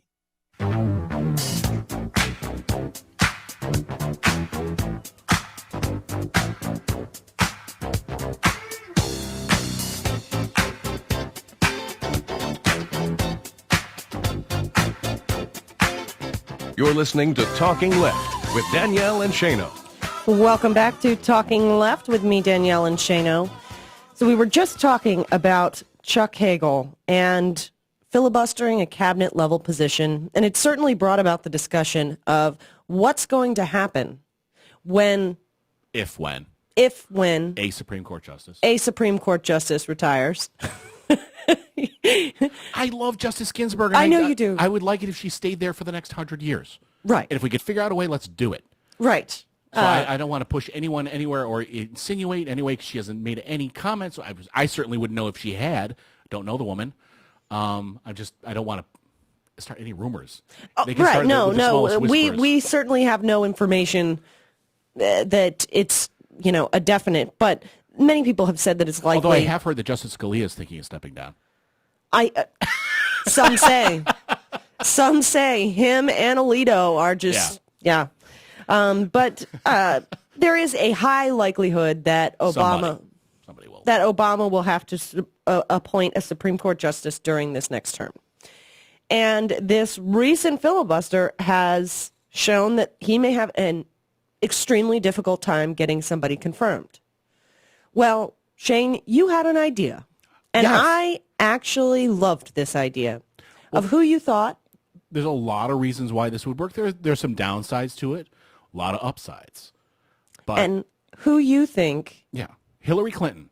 Hillary Clinton as the next Supreme Court justice. One, I think progressives would love her on the Supreme Court. Two, you've seen through the Beganzi hearings that she'd have no problem dealing with the judiciary. Oh, she would Zero have problem. no problem dealing with that nomination. Three, hearing. She's incredibly popular. Yep. And Republicans cannot dispute those polls. Four, Republicans might just vote for her for confirmation just to get her off of the presidential ticket in 2016. Right. So there's a lot of reasons why she could have a pretty smooth sail into confirmation for the Supreme Court, which would be a great thing for the court and for the country. Right. For people who aren't Bad aware. side, we don't get a President Clinton. Right. For people who aren't aware, she is certainly qualified. Qualified. Thank you. That's the word I was By the way, looking you for. don't have to be an attorney to be a Supreme Court justice. You don't. No. That's strange. I don't But believe she you does do. have a law degree. She worked as an attorney. Yeah, during, I think, Watergate. Yeah. She certainly has a strong understanding of the political system, of things that need to be done to fix many of the things that are broken in this country. And I got to say, I would love her voice voting on major issues like gay marriage and, a rehearing of Citizens United. I mean, the sky's the limit, and you know where she would sit. And God, just somebody to take on Scalia. I would just love to see her have it out with Scalia. I don't know. I wonder what the chat room thinks of this idea. Well, we got a Hi to everybody in the chat room, by the way. And anybody who's listening on one of our other stations, in case you didn't know, you can join the chat over at radioornot.com. Free live chat with us and watch the video feed of our show. Because it is a double-edged sword for progressive. Because I know a Yeah, lot lots of people would love to see a President Clinton, a President Hillary Clinton. her. But wouldn't you? We could have her for a lot longer on the Supreme Court. She'd have a lot more power. No kidding. That's a whole. That's a whole other different show. discussion. But some are thinking she just wants to retire. That she's Yeah, of course. she's done with the. Entirely up to her. Whatever she wants to do. But she's at her. I think at her political and power zenith at this point. Not that she can't go higher, but so far in her life. Yeah. So the sky is the limit for her. But that's one possibility. I think that really would have relatively little resistance. Kind of like John Kerry being appointed Secretary of State. I see something quite Well, and similar. I think there's a fear. Republicans fear taking her on because while, we saw, especially in the Brennan hearing, they like to go after people they know can't fight back. Hillary Clinton does not care. She does not care about if somebody's going to say she looks mean, she, insert whatever female PMSing hormones, no wonder why Bill's afraid nonsense, whatever stupid line you want to include here. She doesn't care. She is perfectly fine, perfectly happy, and perfectly able to stand up to the Republicans. It's because she's confident and correct. Yeah. So, we will see, but maybe that's why she's stepping down as Secretary, or stepped down as Secretary of State. Who She knows? might just be flat out tuckered out, tired from Who flying all over the world. knows? Hillary we don't know. Clinton for Supreme Court. I just see it as one of those ones that might. It's a win-win. I love the idea personally, so what do you guys think of it? Let us know over at TalkingLeft.com. We will be right back on Talking Left with me, Danielle and Shano, and we have Ray Mederios of USA Progressive Media Group coming up next, and we're going to talk about minimum wage. Stick around. Confound it. You're right. It's brilliant. It's Talking Left with Danielle and Shano.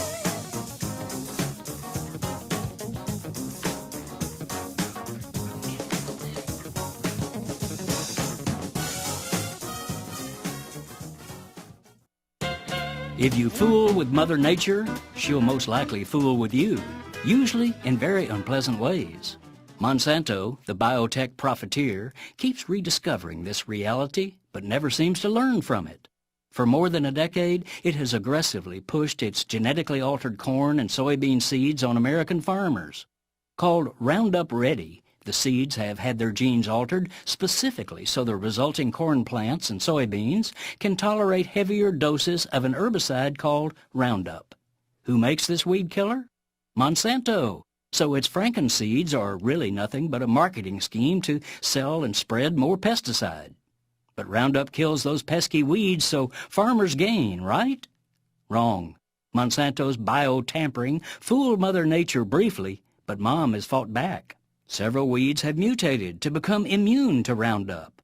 For farmers, coping with these new superweeds has already become $1 billion a year nightmare, and they're spreading like superweeds. As reported by Tom Philpott of MotherJones.com, a 31-state survey of farmers found that half of them now have Roundup immune weeds in their fields. Some states are especially hard hit. Infested acreage doubled in Iowa, Indiana, and Nebraska last year, and 92% of Georgia farmers say they now have the weeds. But Monsanto, having learned nothing, is peddling yet another bio-scheme to fool Mother Nature. Called Next Generation, these are re-altered seeds that let farmers dump super-toxic pesticides on the superweeds. This is Jim Hightower saying, great, let's spread more poisonous and more costly poisons on our food. Then Mother Nature will evolve and proliferate even more superweeds. As organic and sustainable farmers are showing, it's far better to cooperate with Mother Nature than foolishly trying to sledgehammer her. Need an antidote to the progressive blues?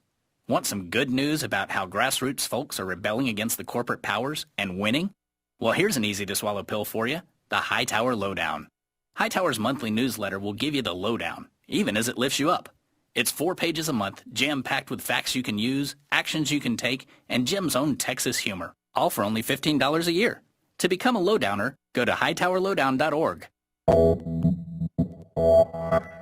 You're listening to WIN, Workers Independent News, a production of Diversified Media Enterprises. I'm Doug Cunningham. If the state of Wisconsin fully expanded its Medicaid program under the Affordable Care Act, it could cover 274,000 people in the state who lack health insurance now. It could also create 10,500 new jobs and inject the state's economy with $1.3 billion in additional economic activity. That's according to a Families USA report. Families USA Director Ron Pollack. The Medicaid expansion is a win-win-win proposition for the people of Wisconsin. It would reduce the number of people who can't afford health care. It will increase the number of jobs throughout the state, and it will strengthen the state's economy. 6 Republican governors have said they'll take federal money to expand Medicaid. 11 GOP governors have refused to use the Affordable Care Act to deliver more health insurance coverage to their poor. Wisconsin Governor Scott Walker isn't opting for the full expansion to Medicaid provided for in the Affordable Care Act either, meaning thousands of low-income Wisconsin residents either won't be covered under Medicaid or will be pushed into federal health insurance exchanges. Wisconsin Democratic Congressman Ron Kind. It's extremely disappointing. I called on him a few weeks back to accept the offer, to follow the lead of other prominent Republican governors throughout the nation, make this easy call, do the right thing for the people of Wisconsin, but it appears as if he's going the opposite direction. Wisconsin Citizen Action Executive Director Robert Craig says that the full Medicaid expansion allowed under the Affordable Care Act would be very good for uninsured Wisconsinites and for the state's economy. I find it absolutely stunning that this is even a question, that we even have to have this debate, given how important this is,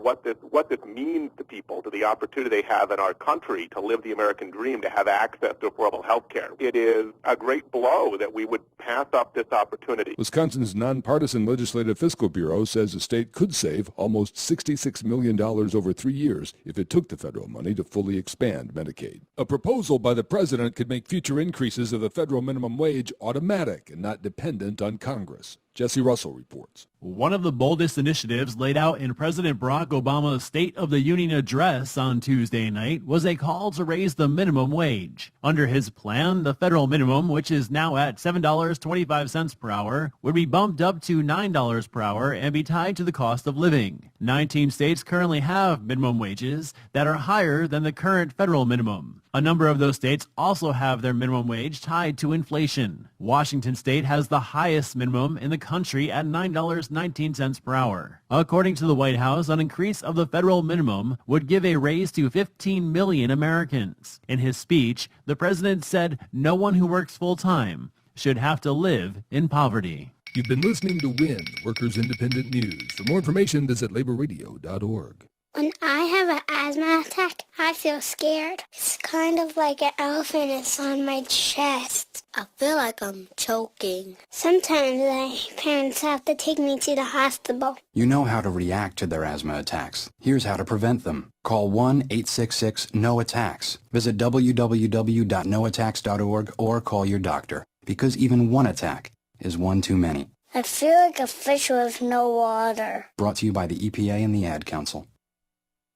Welcome to the working week. Oh, I know it don't thrill you. I hope it don't kill you. Welcome to the working week. You gotta do it till you do it, so you better get to it. I hear you say Welcome back to Talking Left with me, Danielle and Shano. And, you know, we heard big news this week at Obama's State of the Union. Tonight, let's declare that in the wealthiest nation on earth, no one who works full-time should have to live in poverty, and raise the federal minimum wage to $9 an hour. $9 an hour. It doesn't even sound like enough to me, but we have Ray Mederios of USA Progressive here to give us his opinion. Good morning, Ray. Thank you for joining us. We've missed you. Good morning, guys. How are you? We are doing great. Is it snowing where you are in D.C.? No, it is supposed to today. We got a couple little teeny tiny flurries yesterday, but only for a minute or so here or there. Oh, my God. I wish I was there, because we're in the midst over here in the Northeast of just another beautiful morning, waking up to about 4 to 8 inches of snow again. No, we've only had about maybe 2 or 3 days where we've woken up to snow. Only about 2 or 3 days that there's actually been enough snow that it stayed on the ground. So can't complain too much here. It's been pretty nice. I just got over, the blizzard of Nemo 2013, and it just puts into perspective the much-needed infrastructure that we need to put all our power lines, because I was without power and heat for about 30 hours. Oh, goodness. Yeah, it was not fun. It was... Well, and infrastructure is certainly very important. It's another one of the points Obama mentioned in his State of the Union, the so-called Fix It First program. Yep. But the big news, and I think possibly something that could have the biggest impact immediately on people's life, is this minimum wage increase to $9 an hour. Just off the bat, what are your thoughts on that plan? Is it enough? It's not enough, but it is a better plan than what the Republicans are going to put forward, which is probably just a $9 an hour tax cut for your biggest corporations.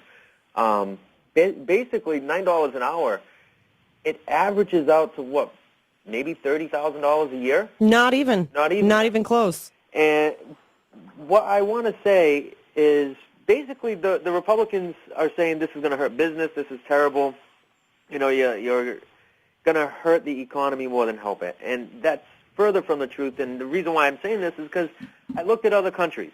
And one country that popped out was Australia. Australia's minimum wage is actually $16 an hour. So that means if you are working full-time at McDonald's as a food service worker, as a cashier, you can actually afford to live in Australia. You can actually afford a car. You can actually afford a house. You can actually afford many different things that people here in the United States don't have the luxury of having when they're on minimum wage. Right. The whole economy there is growing.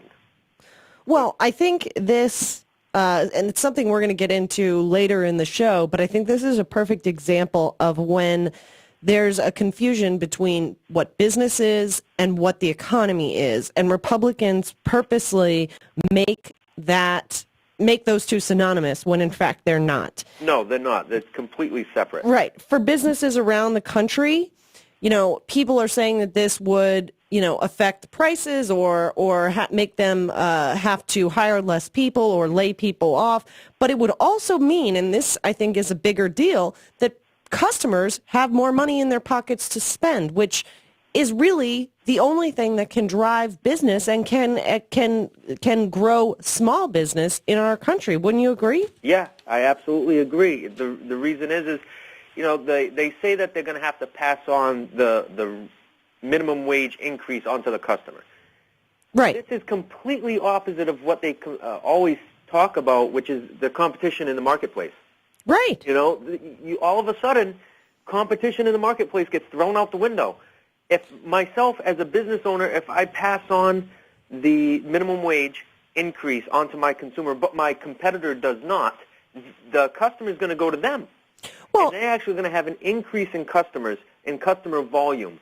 Well, we see right now that the stock market is higher than it's been in quite some time. We see business profits up higher than they have been historically. Right. You know, businesses are doing just fine, thank you very much. Inflation has helped them put more and more money in their coffers, but it has not gone to workers' wages. I mean, even this increase of raising it to $9 would only keep it up to where it would have been in 1981 if it kept up with inflation, where if it had just kept up with inflation, it would be over $10 an hour today, which is still unheard of, and still, imagine feeding a family of 4 on $10 an hour. No, you basically can't without the help of government, without, some sort of assistance. There's no way that you can do that. Right. I wrote an article for Politicus USA on Australia's minimum wage and the economy. And what I found out was, even in the depths of this recession in 2008, unemployment in Australia never exceeded 6%. This is with a $16 an hour minimum wage. On top of that, the average GDP growth per year averaged probably around 1.7%, which isn't growth as in, you kind of do a wow at, but it is consistent. Right. It's something that, steady Freddy wins the race kind of thing. The other thing that I found out about Australia is the Heritage Foundation actually ranked them as the top 3 most economically free countries in the world. Right. Well, because you can't be economically free if you have to decide whether every single dollar is spent on simple means of survival, on food, on housing, etc., or whether you could spend it on something other than that. When you cannot afford to spend money on anything except for what your basic necessities are, right, you are not economically free. And there's another point to this minimum wage thing. Republicans complain and piss and moan about the deficit. If you raise the minimum wage, you'll have less people relying on those government programs. Yep. The government is subsidizing large employers who pay people substandard wages. To get those off of that would reduce the deficit, because the business would be actually bearing the burden that they should bear of their employees rather than the federal government subsidizing them. Yeah, you're absolutely right. Walmart is one of the biggest ones that get a lot of help from the federal government, from the state governments through Medicaid. They don't provide health insurance. They don't provide enough money for their employees to buy food, so a lot of their employees are on food stamps. Well, and one of the talking points, I mean, besides just the hurting jobs, which we can discuss in just a second, one of the main talking points I've heard over and over is that if we increase minimum wages, we're going to increase prices. However, a comprehensive review of over 30 academic papers, actual academic research papers, found that a 10% increase in minimum wage increases overall prices by no more than 0.4%, by 0.4%. Right, so, exactly. If we can't afford a 0.4% increase to help people afford the basic means of survival, I don't know what kind of country we think we are. No, the whole thing is the competition in the marketplace.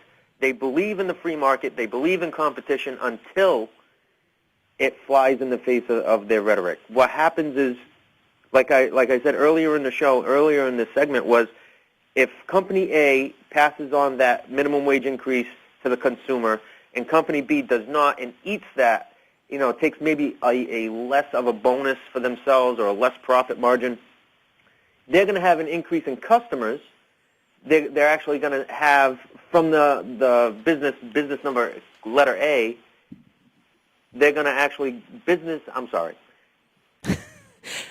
I'm all over the place this morning. It's okay. This is what happens when you get up and do political talk radio at cock-a-doodle-doo in the morning. Okay, so business A loses customers to business B because business B didn't pass on the minimum wage increase.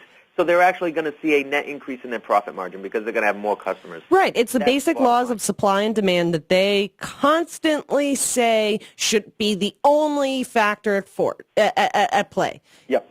Also, if you're going to raise wages for the bottom people by 10%, there's going to be upward pressure on all wages across the board. Exactly. So that 0.4% is going to the wages are also being inflated along with prices, which is historically what used to happen before the Reagan economics came into being.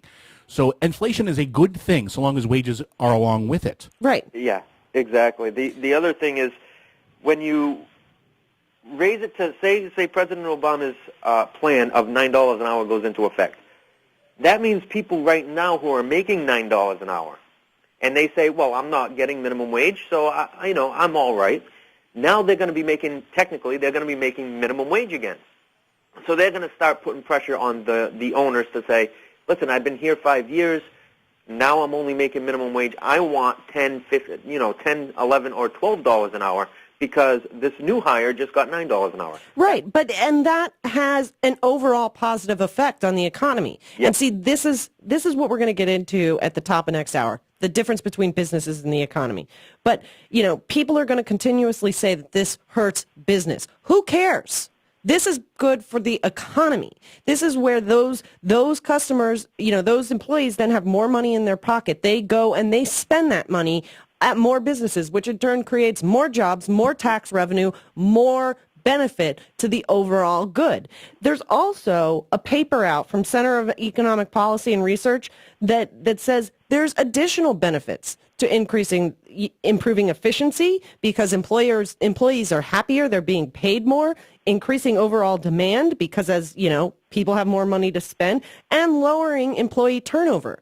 So this is a win-win for business if they think about something besides just profit. Right, exactly. And the profit eventually, at first it'll take a hit. Like if you watch the stock market, when President Obama said that he's going to fight to raise minimum wage, the stock market tanked on, well, not the stock market itself, but the shares for McDonald's, Taco Bell, and all these fast food places, their stocks tanked.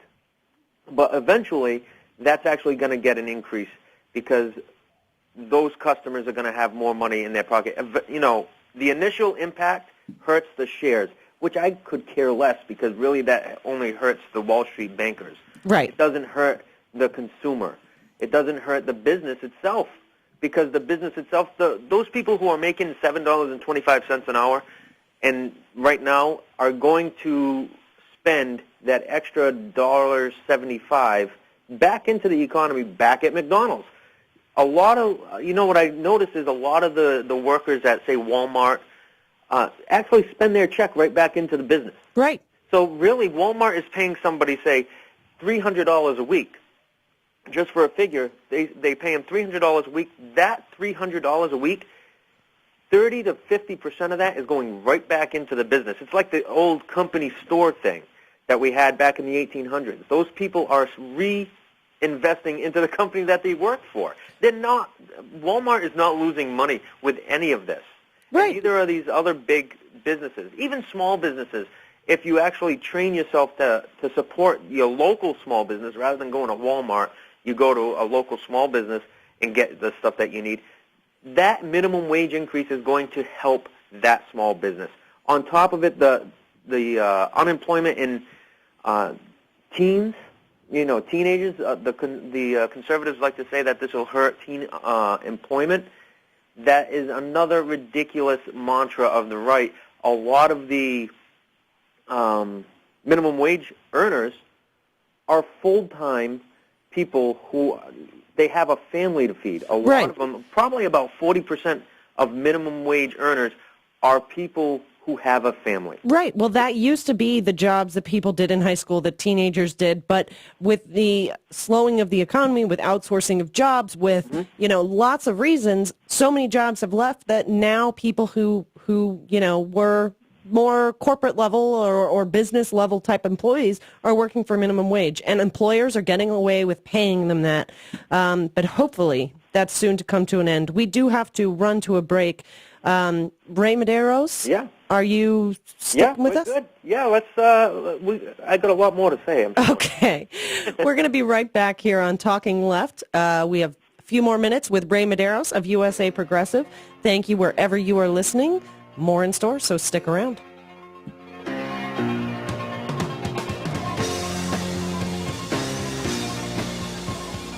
Everyone expected just a piece of fluff, but we wanted to do something important. Issue stuff. It's Talking Left with Danielle and Shano.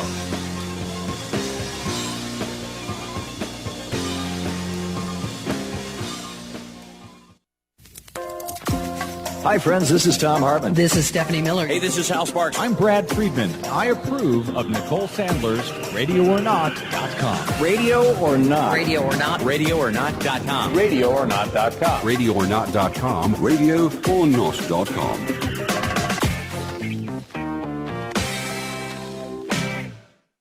Hi, this is Tim Cormall from The Tim Cormall Show. Join me and my guests most weeks for a progressive roundtable discussion about politics, news, and other fun topics. We laugh a lot about the hilarious antics of the right-wing nutjobs, as well as have serious discussions about issues affecting all of our lives. You can check out The Tim Cormall Show at timcormall.com, and you can subscribe to the show for free in iTunes by searching for The Tim Cormall Show. You can also follow me on Twitter at twitter.com/TimCormall. That's CORRIMAL. So come on over and join in the fun at timcormall.com. You never know who or what you'll hear when you listen to the Nicole Sandler Show at RadioOrNot.com. Bill Maher, you're here in Miami on Friday night. You're doing a show at the Fillmore at the Jackie Gleason Theater. They just renamed this theater the Fillmore. And they put up a couple of psychedelic posters. So I guess... Was it the theater Jackie did his TV show? Yes. Oh, wow. What I hear they did is put up two of those old Bill Graham posters and renamed it. Yeah, I can't think of two different icons of show business. Yeah, really. Bill Graham and Jackie Gleason. Yeah, why they just didn't play up the Jackie Gleason aspect, I don't know. But then again, this is South Florida.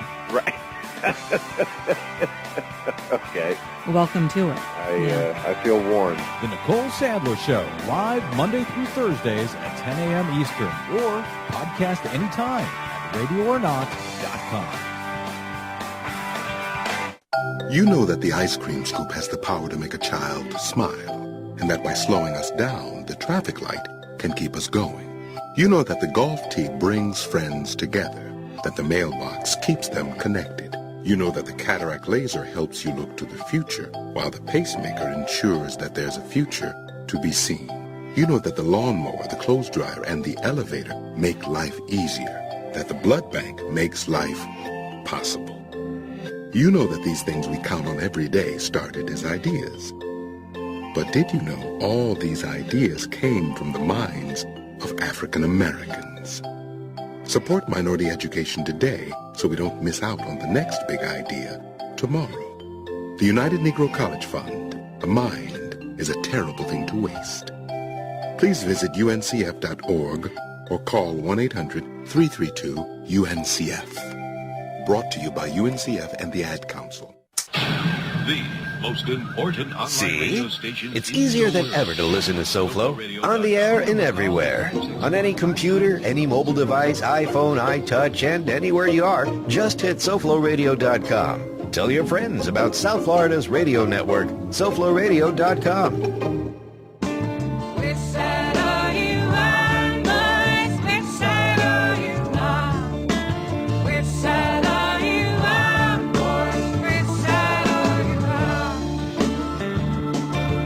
Welcome back to Talking Left with me, Danielle and Shano. Ray Mederios is still riding along with us here to discuss minimum wage being raised to $9 an hour. You know, Ray, this may not come as a surprise to you, but many Republicans actually supported raising the minimum wage as long as Bush was doing it, but now oppose it since it's President Obama's idea. Does that come as any shock to you? No, it doesn't, but I see where they're coming from on, I can see where their excuse is going to come from, I should say. Their excuse is going to be, well, the economy was stronger back then. The economy could withstand raising the minimum wage up. Today, the economy is so weak because of President Obama's oppressive socialist, Marxist, communist policies is that we can't afford that right now. When you really look at it and say, really? I mean, profits for businesses have never been better.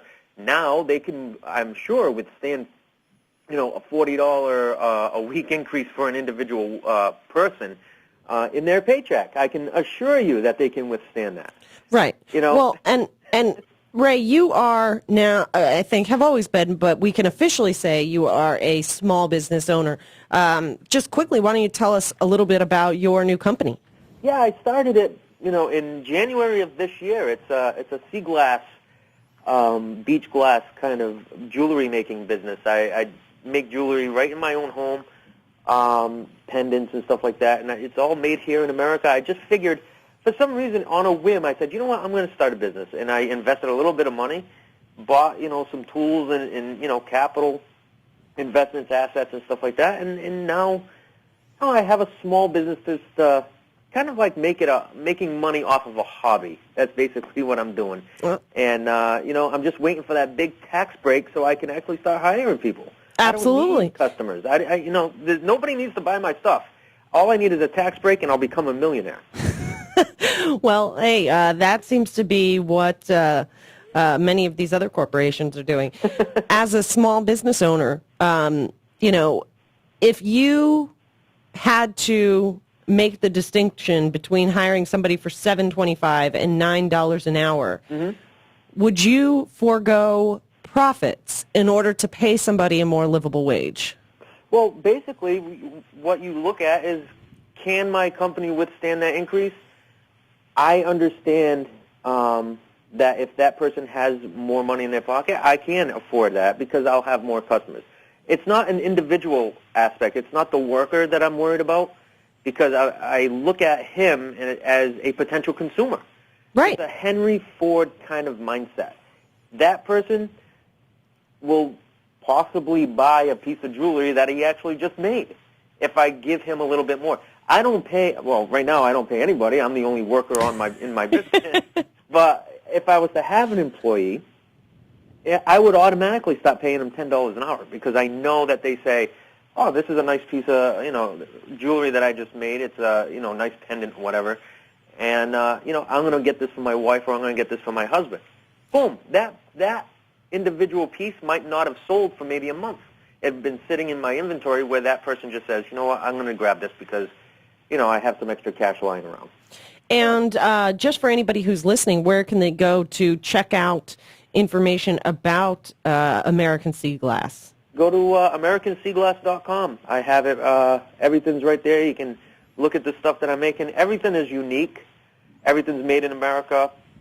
Because every piece of sea glass is obviously different because it's the way the sea tumbles the glass. And if you look at it, each individual one is unique. Each piece is unique, which is incredible. The thing I like about it is that sea glass is becoming very rare because of the implementation of plastic bottles rather than glass bottles. So the more we use plastic bottles, the less sea glass is becoming, found on your shores, which is increasing. I'm going to look at it in a way of rarity. The stock market. I'm going to see how much the sea glass is in the stock market and see if I can increase my prices. Okay. See what the sea glass is trading for right now. Well, I recommend that everybody go and check out AmericanSeaglass.com as well as go over to Facebook and like the American Sea Glass Facebook page and check out all the awesome pictures of the amazing work you're doing over there, Ray. Thank you so very much for joining us. I wish we had like a 3-hour show to talk to you about the economy because we've missed you, and we always love speaking with you. Thanks. Before we go, I just want to really throw this in. We we were talking about Australia. If you look at just the United States, because the United States is, a great indicator of the economy, look at how impoverished a lot of your southern states where there is no minimum wages. There's no regulations, there's no minimum wage, or the minimum wage is very low, but versus places like Massachusetts and Washington State and Oregon. If you look at those states and see how great their economy is doing and how great the middle class is doing versus the impoverished South. Yeah, we're actually going to be looking into that. We're in the middle of a research project, so we'll make sure to get you a copy of it when that gets done. Thanks so much, Ray. Have a great Sunday. We appreciate you joining us. Take care, guys. Bye-bye. Ray Mederios, everybody, of AmericanSeaglass.com, also USA Progressive. You could go and check them out. USA Progressive's on Facebook. We will be right back with more on Talking Left, so don't go anywhere. We'll be right back. At the world around you, right here on the ocean floor. Such wonderful things around you. What more are you looking for? Under the sea, under the sea. Darling, it's better down where it's wetter. Take it from me. It's Thursday, February 14, 2013. For the sake of our children and our future, we must do more to combat climate change. Green News reports special coverage. Climate change takes center stage at the State of the Union address.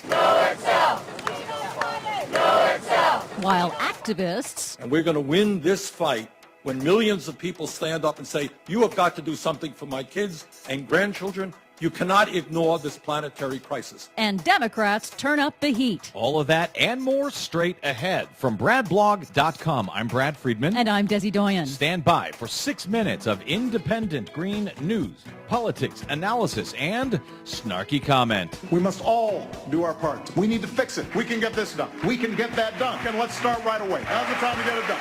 Now's the time to do it.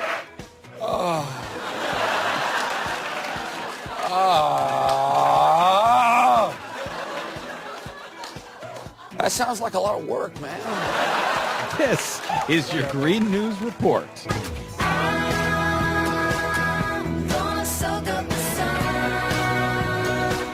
Okay, Desi Doyen, a lot of work indeed, but the mainstream corporate media are not helping. I gotta tell you, I am stunned by this item from Joe Rome at Climate Progress this week. Washington Post, the day after the State of the Union address on Wednesday, listed the percentages of the speech that was devoted to the various topics that President Obama brought up. They listed 6 different topics, and despite the fact that climate change and energy issues took up some 10% of the speech, Washington Post failed to even mention it in their top of the front page banner. Yeah, it was remarkable, frankly. Apparently, the Washington Post has single-handedly made climate change disappear. Yes, and despite the Washington Post, climate change hasn't disappeared and was actually quite prominent in the State of the Union address. The fact is, the 12 hottest years on record have all come in the last 15. Heat waves, droughts, wildfires, floods, all are now more frequent and more intense. We can choose to believe that Superstorm Sandy and the most severe drought in decades and the worst wildfires some states have ever seen were all just a freak coincidence, or we can choose to believe in the overwhelming judgment of science and act before it's too late. Now, the good news is we can make meaningful progress on this issue while driving strong economic growth. But if Congress won't act soon to protect future generations, I will. So even though Republicans say they will obstruct congressional action, President Obama can act through executive action, like through the Environmental Protection Agency, which is required by law to reduce emissions from existing coal-fired power plants. They haven't yet due to industry pushback. Obama did propose innovative policies, channeling revenue from oil and gas royalties to clean energy development through what he called an energy security trust, and he made a big move on energy efficiency. Let's cut in half the energy wasted by our homes and businesses over the next 20 years. That alone will cut our emissions in the United States by 30%. While Obama immediately pivoted to promoting domestic production of fossil fuels in his all-of-the-above mantra, meanwhile, Florida Senator Marco Rubio's Republican response to the State of the Union was full of Romney campaign anti-science denial and straw men. When we point out that no matter how many job-killing laws we pass, our government can't control the weather, he accuses us of wanting dirty water and dirty air. I don't recall Obama ever saying that. No, actually, that was me who said that. But despite Republican obstructionism, polls show that the American public actually wants Obama to act on climate change. A poll conducted by the League of Conservation Voters just prior to the speech showed 2/3 of Americans want him to act now on climate change. Meanwhile, activists are turning up the heat.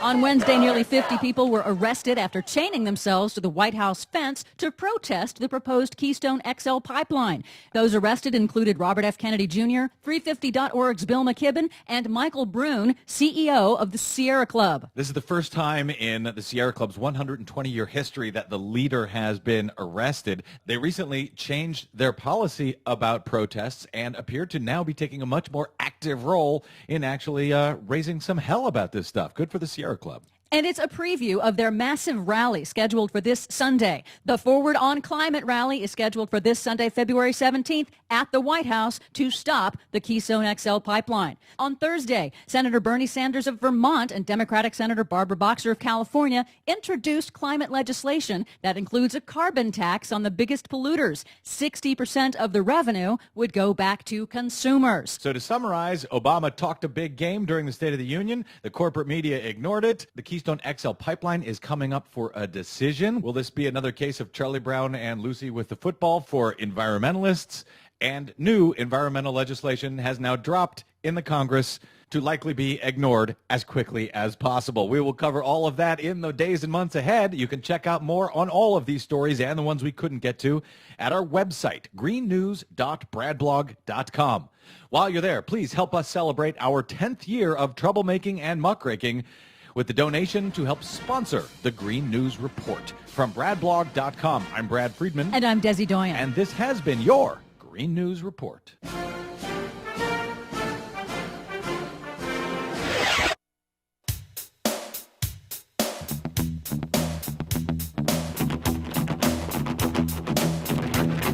This is Talking Left with Danielle and Shano.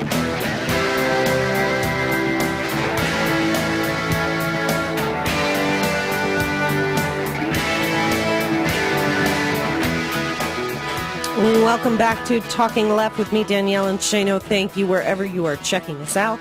We Act Radio, 1480 AM, WPWC in Washington, D.C., SoFlo Radio, RadioOrNot.com, Progressive Blend, or if you're downloading the podcast or YouTube video, we appreciate it. And we have decreased the size of the download. To make it faster. To make it faster. Yes. Yes, us audio geeks had it in the highest possible format. Well, also I think that Apple may have changed some of their priorities. Yeah. They don't like those big files. Well, they also don't like small shows. You know what I'm saying? Yeah. In terms of, the higher volume type shows. Probably get priority. Yeah. That's why you guys need to download it more so we can get higher, constantly, higher priority I have from hundreds Apple. and hundreds of copies of it. So we were just talking with Ray Mederios. Thank you to him, by the way, for helping us dig into the minimum wage discussion. And it's a big deal in and of itself, but especially as we're approaching this Republican austerity in the sequester. Oh, wait a minute. I thought it was Obama's idea. No, of course it is. Well, I'm glad that you're calling it Republican austerity. Yes. It's ridiculous on its face to say this was Obama's idea, because when did Obama run on cutting government? Never that I'm aware of. No. But the big fight now is not whether austerity is going to occur, it's who's going to get blamed. Right. And with that sequester, the point we keep hearing is the debt and the deficit hurt business, hurt the economy. We have to pay it down. We have to pay it down. Because the uncertainty is affecting business, right? That's what we keep hearing. Oh, and they set this up years ago. Yes. And I remember hearing this line from Republicans. First, we have to explain to the American people. The first step is explaining what's going on. And I kept thinking to myself, well, this is stupid. I know exactly what the debt is. I know what the deficit is. Why are you telling me this? But what they were really trying to tell us is how scary it is, how big a number it is, and why it's bad. But so everyone has accepted this, even the president. Right. Even the president has bought into it. Okay, the debt is $16 trillion. So? Right. And they say, well, we have to pay it down. Why? Because it's going to hurt business. That's what they tell us, right? I don't know. But that's what they use. It's not like we have debt collectors on the phone to the Treasury Department saying, hey, yo. Is Mr. or Mrs. Treasury there? Yeah. This is a personal matter. We'll call back later. Yeah, exactly. China's going to stop buying our debt. So what? We have specific banks to buy our T-bills. Right. We have we have our own national bank that will buy them up anyways. It's not like we're not going to be able to sell our bonds. Right. Period. Yes. But this raises the bigger question. Why do we care that it hurts business? Because as the Republicans want you to believe, if it hurts business, it hurts the economy and thus hurts all of us too. The question right? is, does a big debt hurt business? No. Not unless it's the business's personal debt. Right. There is a difference between business and the economy. Just because something is going to hurt business does not mean it's going to hurt the economy. Take the minimum wage argument that we were just discussing. Yes, that $1 an hour more could hurt business by decreasing ever so slightly those huge corporate profits, but it actually benefits the economy by having more people with more money in their pockets to spend, by more tax revenue, by paying down that debt and deficit that the Republicans want you to be so freaking scared of. Business cares about one thing, right, Shane? Profit. One thing. Profit. But consider this. Every dollar that we pay down on the debt, where does that go? It goes to paying down the debt. Right. It doesn't go into investing in anything. It just reduces a number that's on a website, the clicking clock. Right. And where does that dollar come from? It comes from the economy. So we're taking a dollar out of the economy and using it to pay a debt. Hurt business. Right. Every dollar that's taken out is somebody's got to pay it. And even if you make the people at the very, very bottom of our economy pay it, that money is money they're not going to spend at a business. So when you pay off the debt, you're actually hurting the economy. Right. You're taking that money multiplier of that $1, that $1.80 or so roughly that people at the lower income brackets, when they tariffs up, we can knock it up to about 4. Right. But the economy, business just cares about profit. The economy includes wages, consumption, savings, and the debt itself does affect the economy, but it doesn't affect business. They want us to believe that at some point we're going to be unable to pay the bills. Right. Who's calling that? And that's simply untrue. Right. It's fundamentally untrue because our debt is issued in our own currency. Right. The thing is that when you really reduce it this way, what becomes apparent on its face is that they're not concerned about the debt as a number. They want to essentially get rid of the federal government, except for the Army. Right. And, they will point to stimulus that Obama, has put forward and say it didn't work, it wasn't effective enough. Well, why? Because that printing of money, that stimulus, wasn't put into the economy. It was given to big business in the means of tax cuts and the means of bailing out the big banks, even when you talk in the means of helping the auto manufacturers. It wasn't given to student loans or to help people stay in their homes or even as refund checks or rebate checks that people could use to stimulate the economy. It wasn't put into the economy. It was just given to business. Therefore, it didn't have that money multiplier effect that money in the economy has. Right. And 40%, about 40 or 50% of it was tax cuts. Right. So it just, despite what they say is in your pension or your IRA, the parts of the stock market that you may be invested in, when it goes up, do you feel it, Shane? Do people out there listening who may have retirement accounts, do they personally get to spend more money because the stock market is at 14,000? Pretty much only the people living off capital gains and sitting around the pool collecting low taxable income Right. get any benefit from the stock market coming up. It doesn't affect us. It doesn't affect the economy. It affects business. Because the economy consists of not just businesses, but also government spending and consumers. Right. And doesn't matter where the dollar comes from. Right. I mean, I'd say the stock market being higher than it ever has, well, higher than since Obama took office, and, corporate profits at record heights, record levels. Business is doing just fine, while the economy still continues to suffer. This is why tax cuts and bailouts don't work, and why we need to be investing in infrastructure and jobs and, things like increasing minimum wage that puts that money actually into the economy and not just into the hands of big business. I think the fact that most people aren't affected by the stock market completely proves that business is not the economy. The two are not the same. While the economy does have to be concerned with business, business doesn't give a damn about the economy. So long as it's helping them. Right.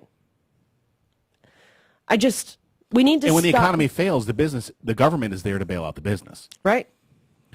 Why don't we flip that around and have the government there to bail out the economy, not just the business? And help us. Help those of us who are actually affected by the economy. We are the economy and we are the government. And on top of it, this minimum wage thing, more and more I think about the better an idea this is, because this is a way, we've talked about redistribution of wealth. Both sides of the argument.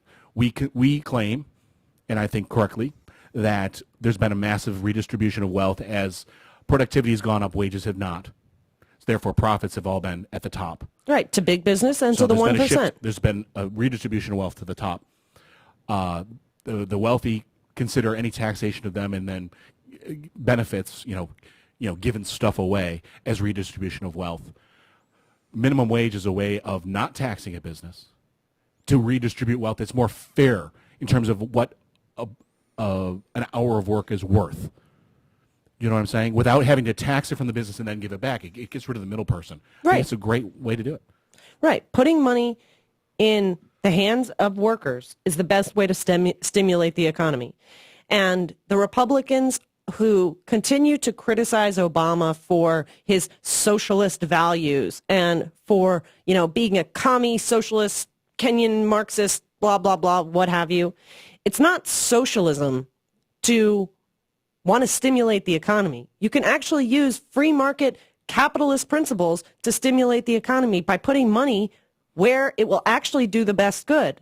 But the problem we face in our country isn't socialism. It isn't Obama wanting to redistribute the wealth, although I think many of us out there would love that. The problem we face is fascism, because corporations, business. Did you say the F word? I have said the F word, because business has managed to make us believe that they are the economy. And they control the government. Right. That's what fascism is. Right. They muddle fascism and socialism all the time. Well, because Which there's is this one awesome. sentence and it says it's, government control of business. Right. Well, is it business controlling government or government controlling business? There's big difference. Huge difference. Right. So I would go for a little bit more of government controlling business about now. Government, how about controlling the economy again? At least making it the Work entire economy work for more than people within just it. the stock market, business, and the 1%. And that will actually help everyone in the long run. Right. Including business. What do you know? What do you know? This is Talking Left with me, Danielle and Shano. Lots more in store. Still have Susie Sampson of the Tea Party Report with the Unofficial Tea Party State of the Union response. Don't go anywhere. We'll be right back. Hey, it's Hal Sparks from the Hal Sparks radio program Mega Worldwide. And this is Talking Left.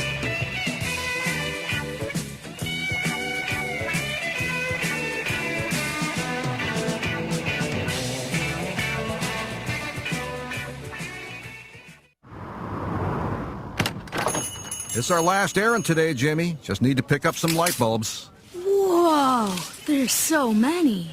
Did Grandma tell you which ones to buy? No, but check out the label on this package. It'll help us find the right bulbs. Does it really matter? Well, sure.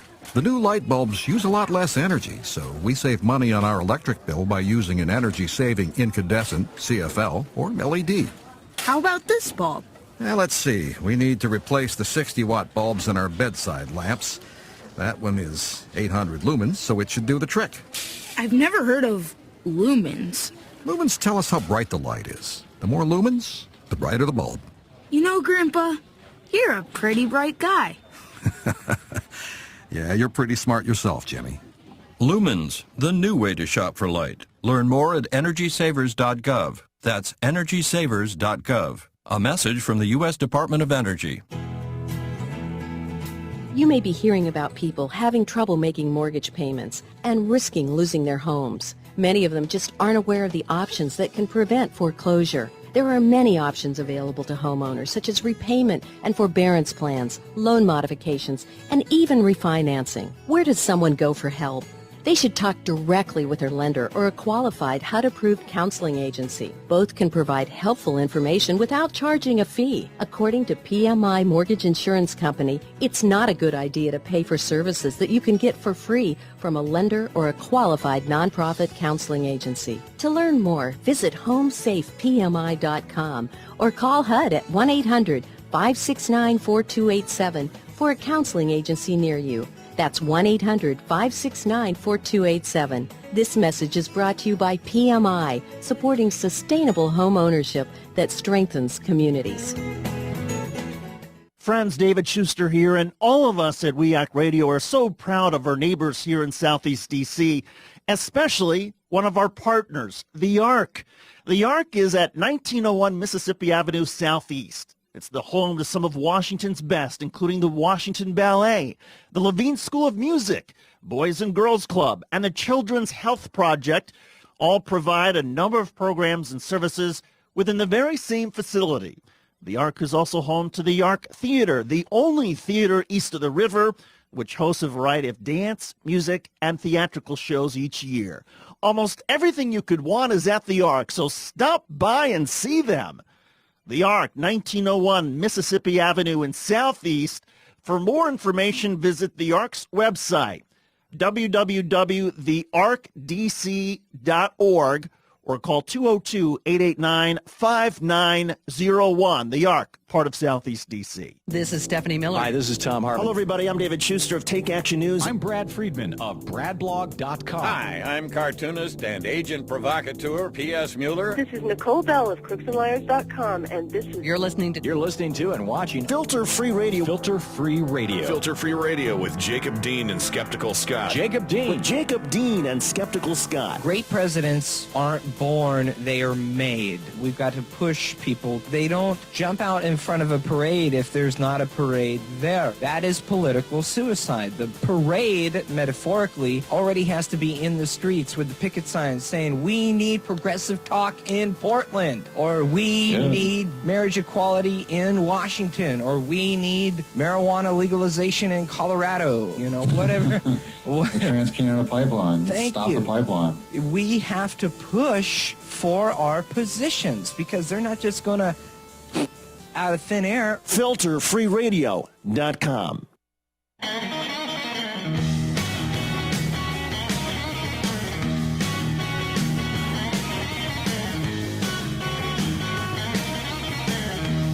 You're listening to Talking Left with Danielle and Shano. Yes, you are. Welcome back to Talking Left with me, Danielle and Shano. So before the break, we were trying to explain why we need to stop confusing business and the economy and how the two are separate. And it seems like Marco Rubio may need a lesson in that as well. Backwards. So we won't be able to sustain a vibrant middle class unless we solve our debt problem. Every dollar our government borrows is money that isn't being invested to create jobs. Wrong. In fact, it's the exact opposite. If you are running up and you're spending every dollar you're bringing in a tax, if you borrow a dollar in put it into building your roads. Yes, you are investing that to create jobs. In fact, the antithesis, if you pay off that debt and you're sucking out the economy, that is a dollar that's not being invested to create jobs. Right. You mean the Republican Party has it backwards? This is the fundamental flaw in their argument. I am so surprised they don't have their facts right. I'm shocked even. But that's what they're pushing. Yeah. That was a clip of Marco Rubio during his now quite famous for a sudden urge to take a sip of water response to the State of the Union. The response we didn't see covered, at least not on any of the major media, is that of Rand Paul, Kentucky Tea Party senator, gave the official Tea Party response to the State of the Union. During the speech, he made mention of all of the Tea Party heroes, from Ronald Reagan to Adam Smith. He really just, I guess he did better than Michelle Bachmann. That's a low bar. Right. And Ronald Reagan, a Tea Party favorite? I'm sure, I don't know this for a fact, and we certainly can't ask him, but I don't think the feeling would be quite mutual. I don't either. I don't think Ronald Reagan would be welcomed in the Republican Party, let alone the Tea Party. Right. And I always love when somebody is spouting ideas that are 200 years old, because that's really what we need to be guiding our country by. I mean, yes, the Constitution is old and there's great parts of it, but that could use a little updating too. Just saying. We could give it a little sprucing up. So the fact that you're citing a new font or something. Yeah, exactly. Times New Roman. Yes, Rand Paul was quoted saying, "What America needs is not Robin Hood, but Adam Smith." He wants all of the government regulations to be taken out so that the economy can just be free. Well, so that the hand of the market may work. I actually believe in markets. I think free markets that have a decent referee that doesn't pick winners and losers would be a wonderful thing. But I use this analogy. I told you about this yesterday. It's like you have a game of marbles, right? You have two kids, and it's before the game starts, and you're supposed to grab all the marbles you can before the game starts. And the government's dumping in marbles the whole time. And all of a sudden you say, stop. And one kid has 10% of the marbles, the other kid has 90% of the marbles. Government says, we're not going to put any more money in. No rules. No rules, now play the game. That's, if we were to actually get rid of regulation completely, you've already picked your winner, you picked your losers, because 1% is going to win and 99% is going to lose. If you could reset it, you had this gigantic jubilee and reset everything to zero, and which no one would go for. Of course not. Yeah, you could give it a shot, but no way. Right, but I'm sorry. Even then, I'm very skeptical of. Well, there's human nature of the market. Yes, there's human nature. There's the potential for huge monopolies to exist, which essentially is, in your marble scenario, one kid punching the other kid in the face and just taking all the marbles. You have to deal with sociopaths. Right. So it's still, we need some regulation in our market. While there's plenty of supply and demand that can affect what moves the market, what products are popular, what price it should be set at, I don't have a problem with that. I don't have a problem with the idea of capitalism. But why don't we stop citing people that have been dead for 200 years? Why don't we maybe listen to economists that understand factors at play right now? Just going to go out on a limb. Just my suggestion, for what it's worth. But that was the official Tea Party response. And he was upset about Obama phones, too, I'm sure. Yes, Obama hip-hop phones. Very dangerous to society. It's going to upset the apple cart. Please tell me he didn't bring up the light bulbs. I don't know. I purposely only read part of his speech. Why? Because you couldn't stop laughing?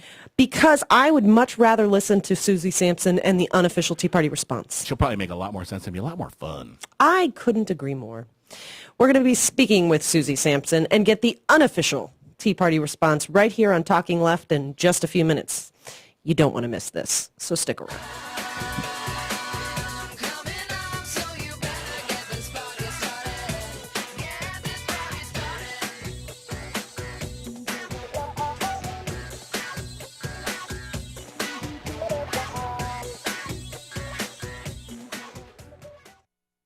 Guess what? George Bush is back. Not Poppy Bush, as George H.W. was known, nor the George known simply as W. Rather, farther down the family tree, a brand new Bush is trying to use his powerful family name and connections to sprout a career in the rich soil of right-wing Texas politics. Meet George P. Bush, already dubbed Puppy. Son of former Florida Governor Jeb, this 36-year-old has been a corporate lawyer, a private equity hustler, and is presently in energy investments. But lately, George P. has been working the family Rolodex for his fledgling effort to grab the statewide office of Land Commissioner.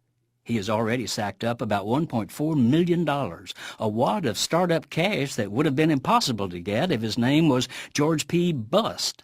Practically all of this bankroll came from family, including $50,000 from Uncle W, or from special interest donors long tied to the Bush political network, including donations of $10,000 to $65,000 each from 7 Texas oil operators and assorted far right-wing billionaires.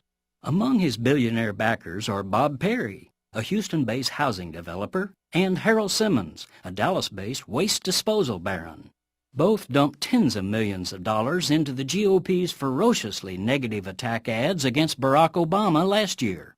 Also, both are infamous pay-to-play corporatists who like to buy into up-and-coming politicians who can be trusted to deliver governmental favors to them over the long haul.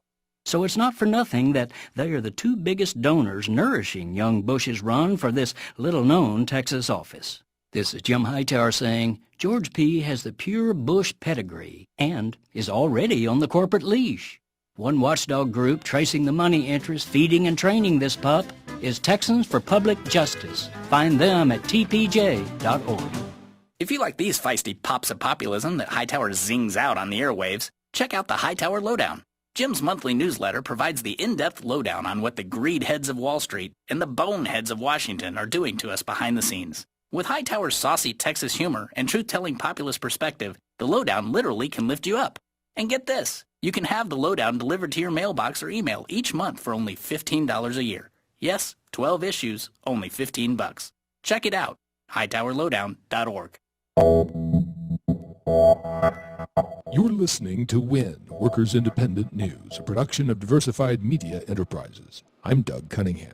More than 1 million jobs could be lost if the automatic federal spending cuts go into effect March 1st, and Medicare would see a 2% cut. Jesse Russell has more on the effects of sequestration. Democrats on the House Appropriations Committee have released a report outlining how automatic cuts triggered by sequestration could impact the country, including what it could mean for employment. The cuts will come when the Office of Management and Budget sequesters $85 billion in federal spending starting March 1st. The fallout will include the Federal Aviation Administration seeing cuts amounting to $619 million.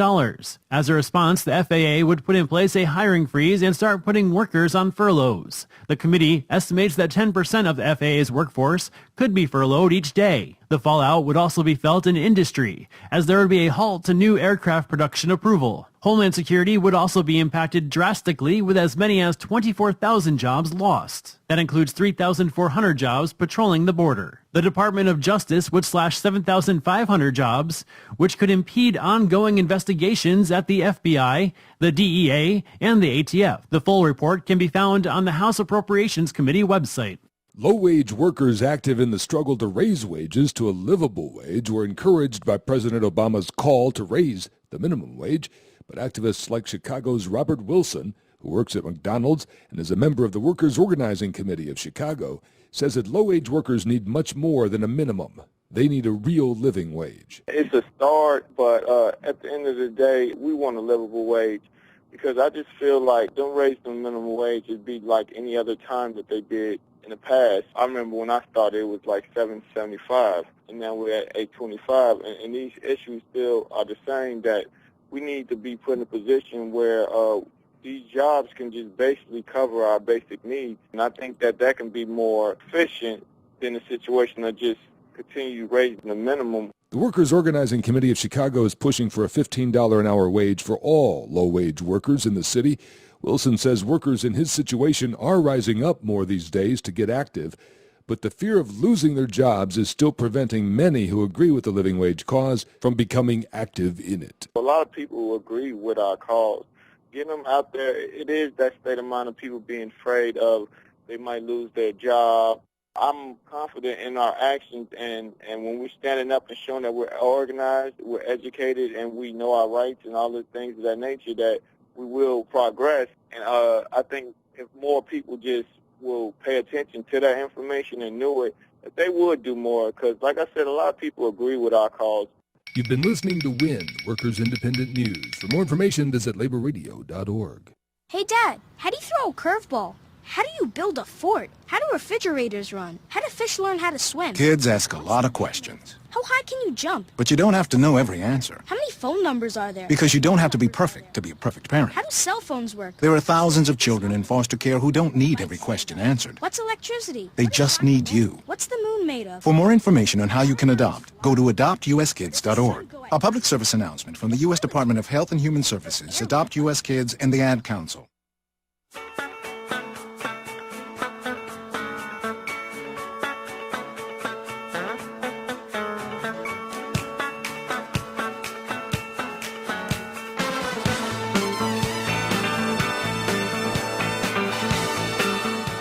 You're listening to Talking Left with Danielle and Shano.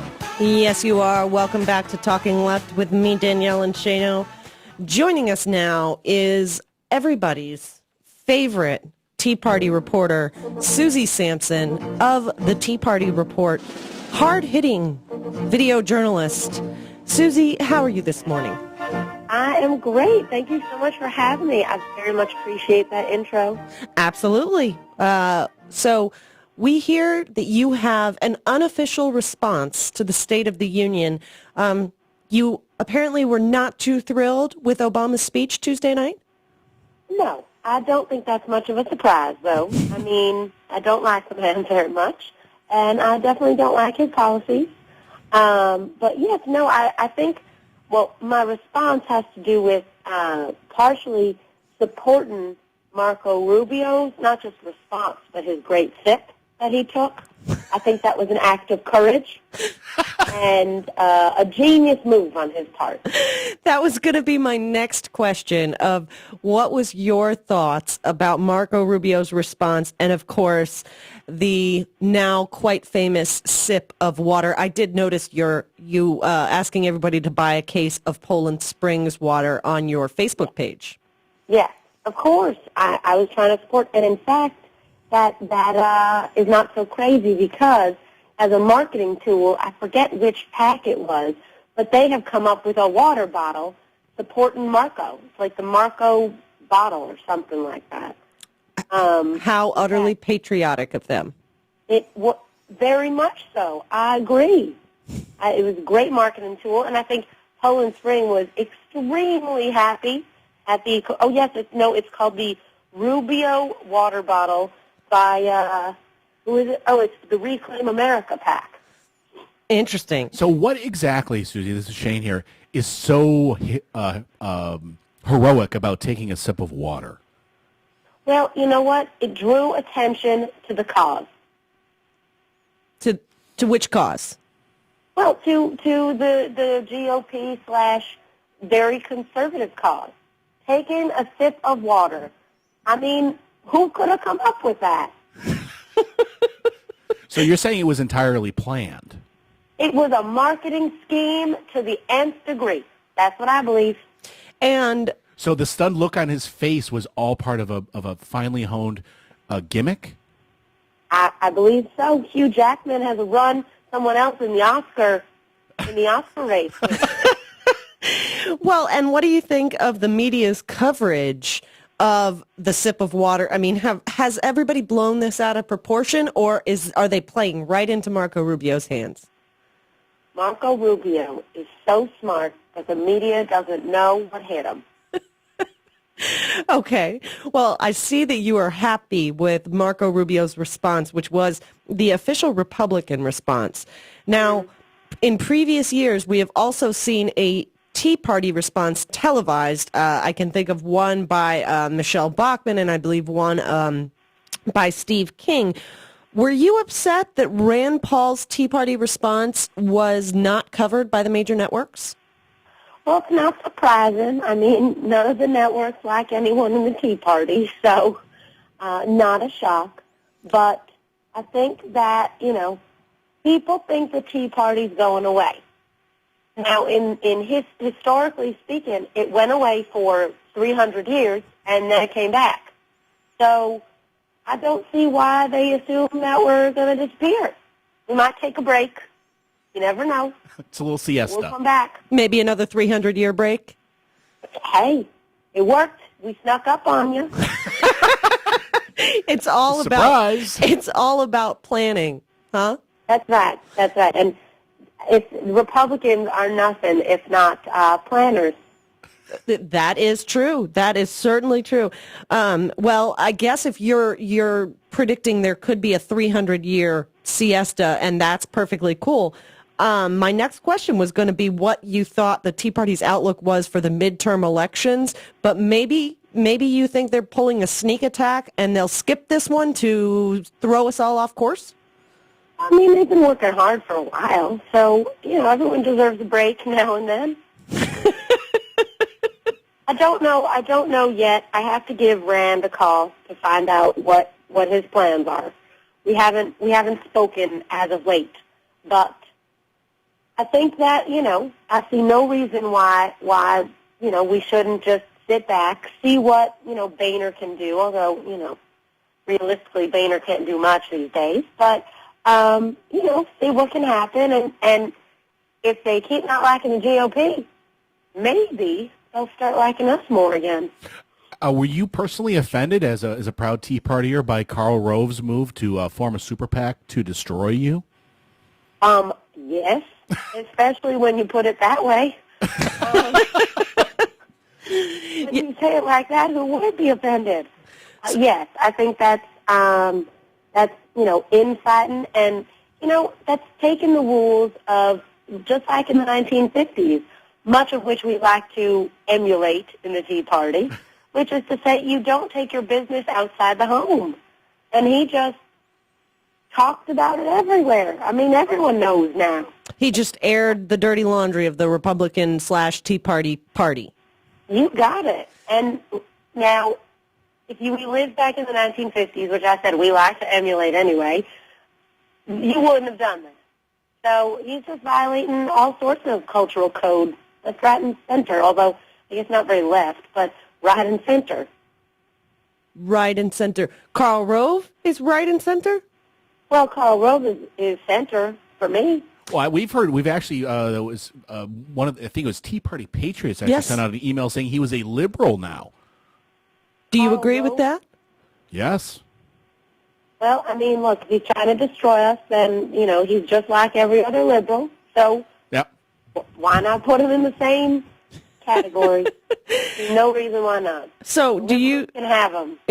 Do you think that Karl Rove is going to cause the Republican Party to split, where you're going to have Tea Partiers on one side and typical Republicans on the other? Could that split the vote, or are you guys more unified than that?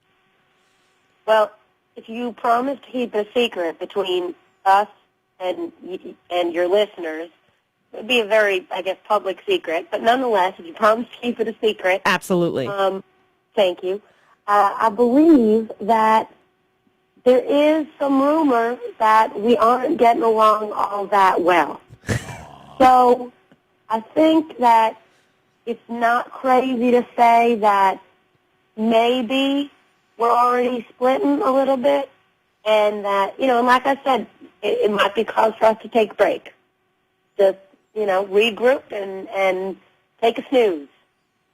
Hit the snooze button on the Tea Party alarm, so to speak. Yes, but remember, that does mean we come back, and we strike while the iron is hot and while we are favorable. Like you did in 2010.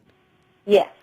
So now, Susie, I've been checking out your YouTube channel. For anybody who hasn't seen it, you can find it at youtube.com/Tea Party Report. And, of course, the link will be up with this blog post after the show. And I noticed that you attended the State of the Union speech. Is that correct? The State of the Union? No, inauguration. Sorry. Yes, I attended the inauguration. And what was your take? Was that just way too many liberal socialists for you, or did you find other Tea Party members to commiserate with. Yes. Thank you, Shane. Well, I did feel a little bit flushed around so many liberals. It was uncomfortable. I'm not going to lie. There was a lot of diversity. To be expected, but what can you do? You don't see that in the 50s. Sorry? You don't see that in the 50s. Exactly. But nonetheless, I have to give it to liberals. It is exciting. Doesn't matter who was up there. It is exciting. Now, I would have preferred it to be Mitt Romney, obviously, but when they play the national anthem and the Marine Band is playing music, you can forget about who it's all for and just enjoy the melody. So I had moments where I was okay. And you did a video. We didn't want to give it away here, but we hope that people go over to your site and check it out. What was your overall take of Obama's inaugural speech? Do you think he'll get any of those goals accomplished, or our Tea Party is going to make sure that that's just talk, that's just rhetoric?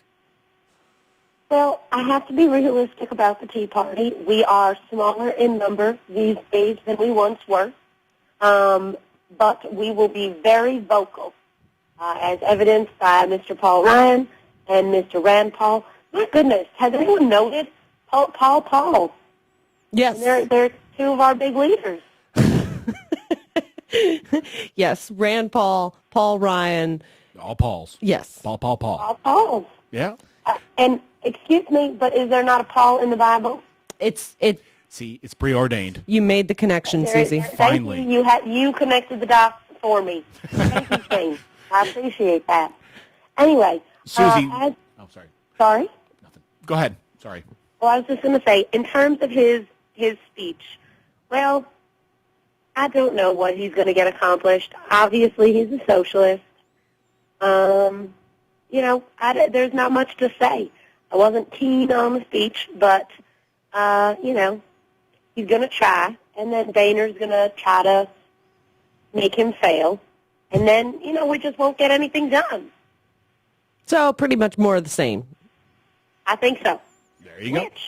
I think that's something we all can agree on. Well, Susie, thank you so much for joining us and giving us your unofficial response to the inauguration and the State of the Union. I have to say her unofficial response was better than the official Tea Party response. Thank you. I couldn't agree more. And your YouTube channel is doing great. Keep up the great work. And also you can see Susie's videos on progressivevoices.com. They are posting her videos there as well. Oh, that's awesome. And it doesn't surprise me. Susie Sampson of the Tea Party Report, thank you so much for joining us today. Thank you so much. I greatly appreciate it. And I do hope, like you said, that people do go check out the videos. I think you'll understand what I'm saying a little bit more. Yes. Yes. For anybody who hasn't seen them, they need to go and check it out. Thank you so much, Susie. Have a great Sunday. Thanks so much. You too. Bye-bye. Susie Sampson of the Tea Party Report. Yes. Everybody needs to go and check out her site. She has an interesting take. It's kind of like tea walking. Yes. Like jaywalking and tea walking. She has an interesting take on the Tea Party that you may be surprised by. Yeah. Just going to say, don't take everything at face value. You got to go and check it out. I don't want to give it away. So you just have to go. It's kind of like a Colbert type spin. Exactly. Yes. Exactly. And it's hilarious. She is the Tea Party Colbert.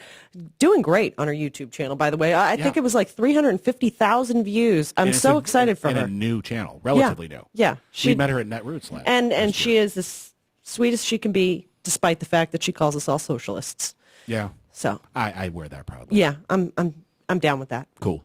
All right, that was Susie Sampson. We're going to be right back with just a few more minutes left in the show, so don't go anywhere. You're listening to Talking Left with me, Danielle and Shano, and we will be right back. I'm David Schuster of Take Action News, and you're listening to my favorite show other than my own, Talking Left with Danielle and Shano.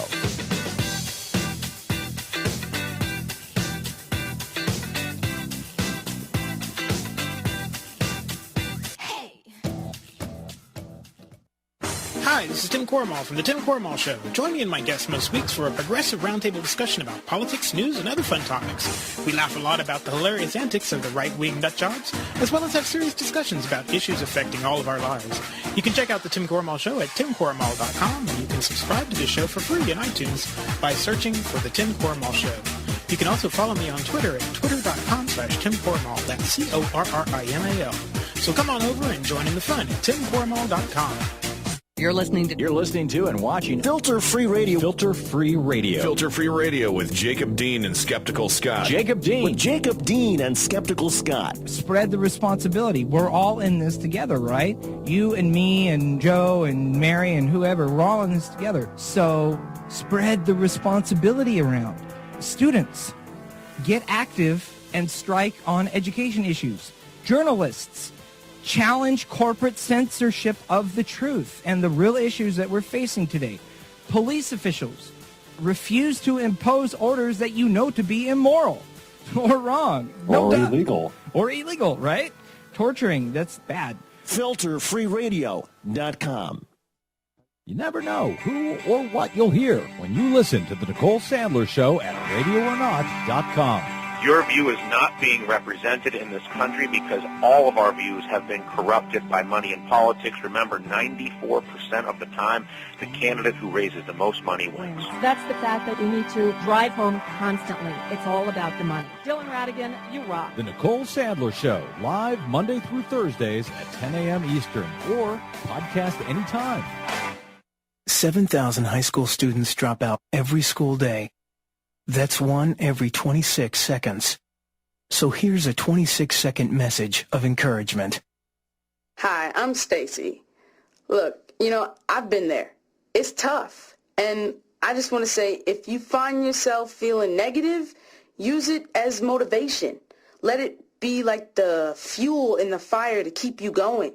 'Cause the best is yet to come. Seriously, you're capable of great things you probably haven't even dreamed of yet. So don't quit now. See you at graduation. Do you have 26 seconds to convince a student to stay at their desk? Now you can share your message of support at boostup.org. We can keep students in school. Visit boostup.org and take the first step. Brought to you by the U.S. Army and the Ad Council. Hey, Dad, how do you throw a curveball? How do you build a fort? How do refrigerators run? How do fish learn how to swim? Kids ask a lot of questions. How high can you jump? But you don't have to know every answer. How many phone numbers are there? Because you don't have to be perfect to be a perfect parent. How do cell phones work? There are thousands of children in foster care who don't need every question answered. What's electricity? They just need you. What's the moon made of? For more information on how you can adopt, go to adoptuskids.org. A public service announcement from the U.S. Department of Health and Human Services, Adopt U.S. Kids, and the Ad Council. The most important online radio station. It's easier than ever to listen to SoFlo. On the air and everywhere. On any computer, any mobile device, iPhone, iTouch, and anywhere you are, just hit SoFloRadio.com. Tell your friends about South Florida's radio network, SoFloRadio.com. Chicago, it's time to stand up for your sexy amendment rights. A well-intoxicated media being necessary for the sanity of sexy liberals, the right of the people to laugh out loud shall not be infringed. That's right, the Stephanie Miller Sexy Liberal Comedy Tour is coming to the Windy City to fight for your right to keep and bear all.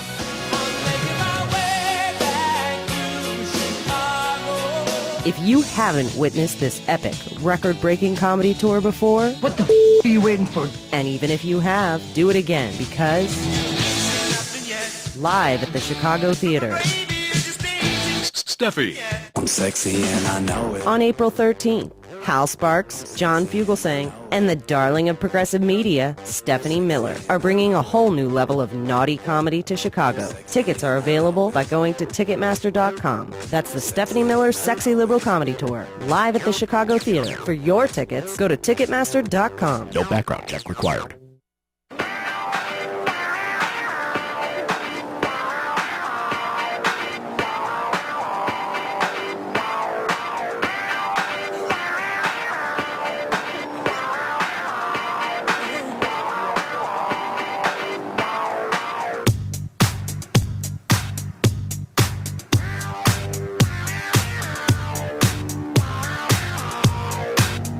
You're listening to Talking Left with Danielle and Shayna.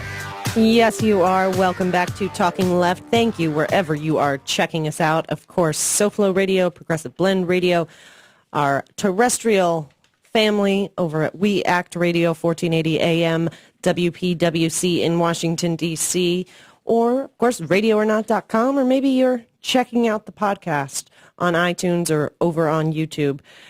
We appreciate it wherever you are listening.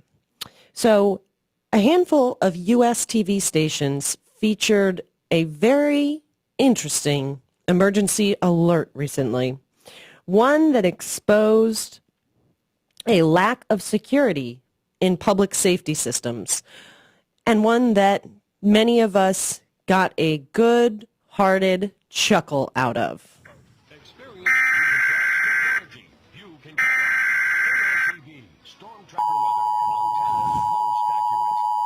This is not a test. You are listening to a fake.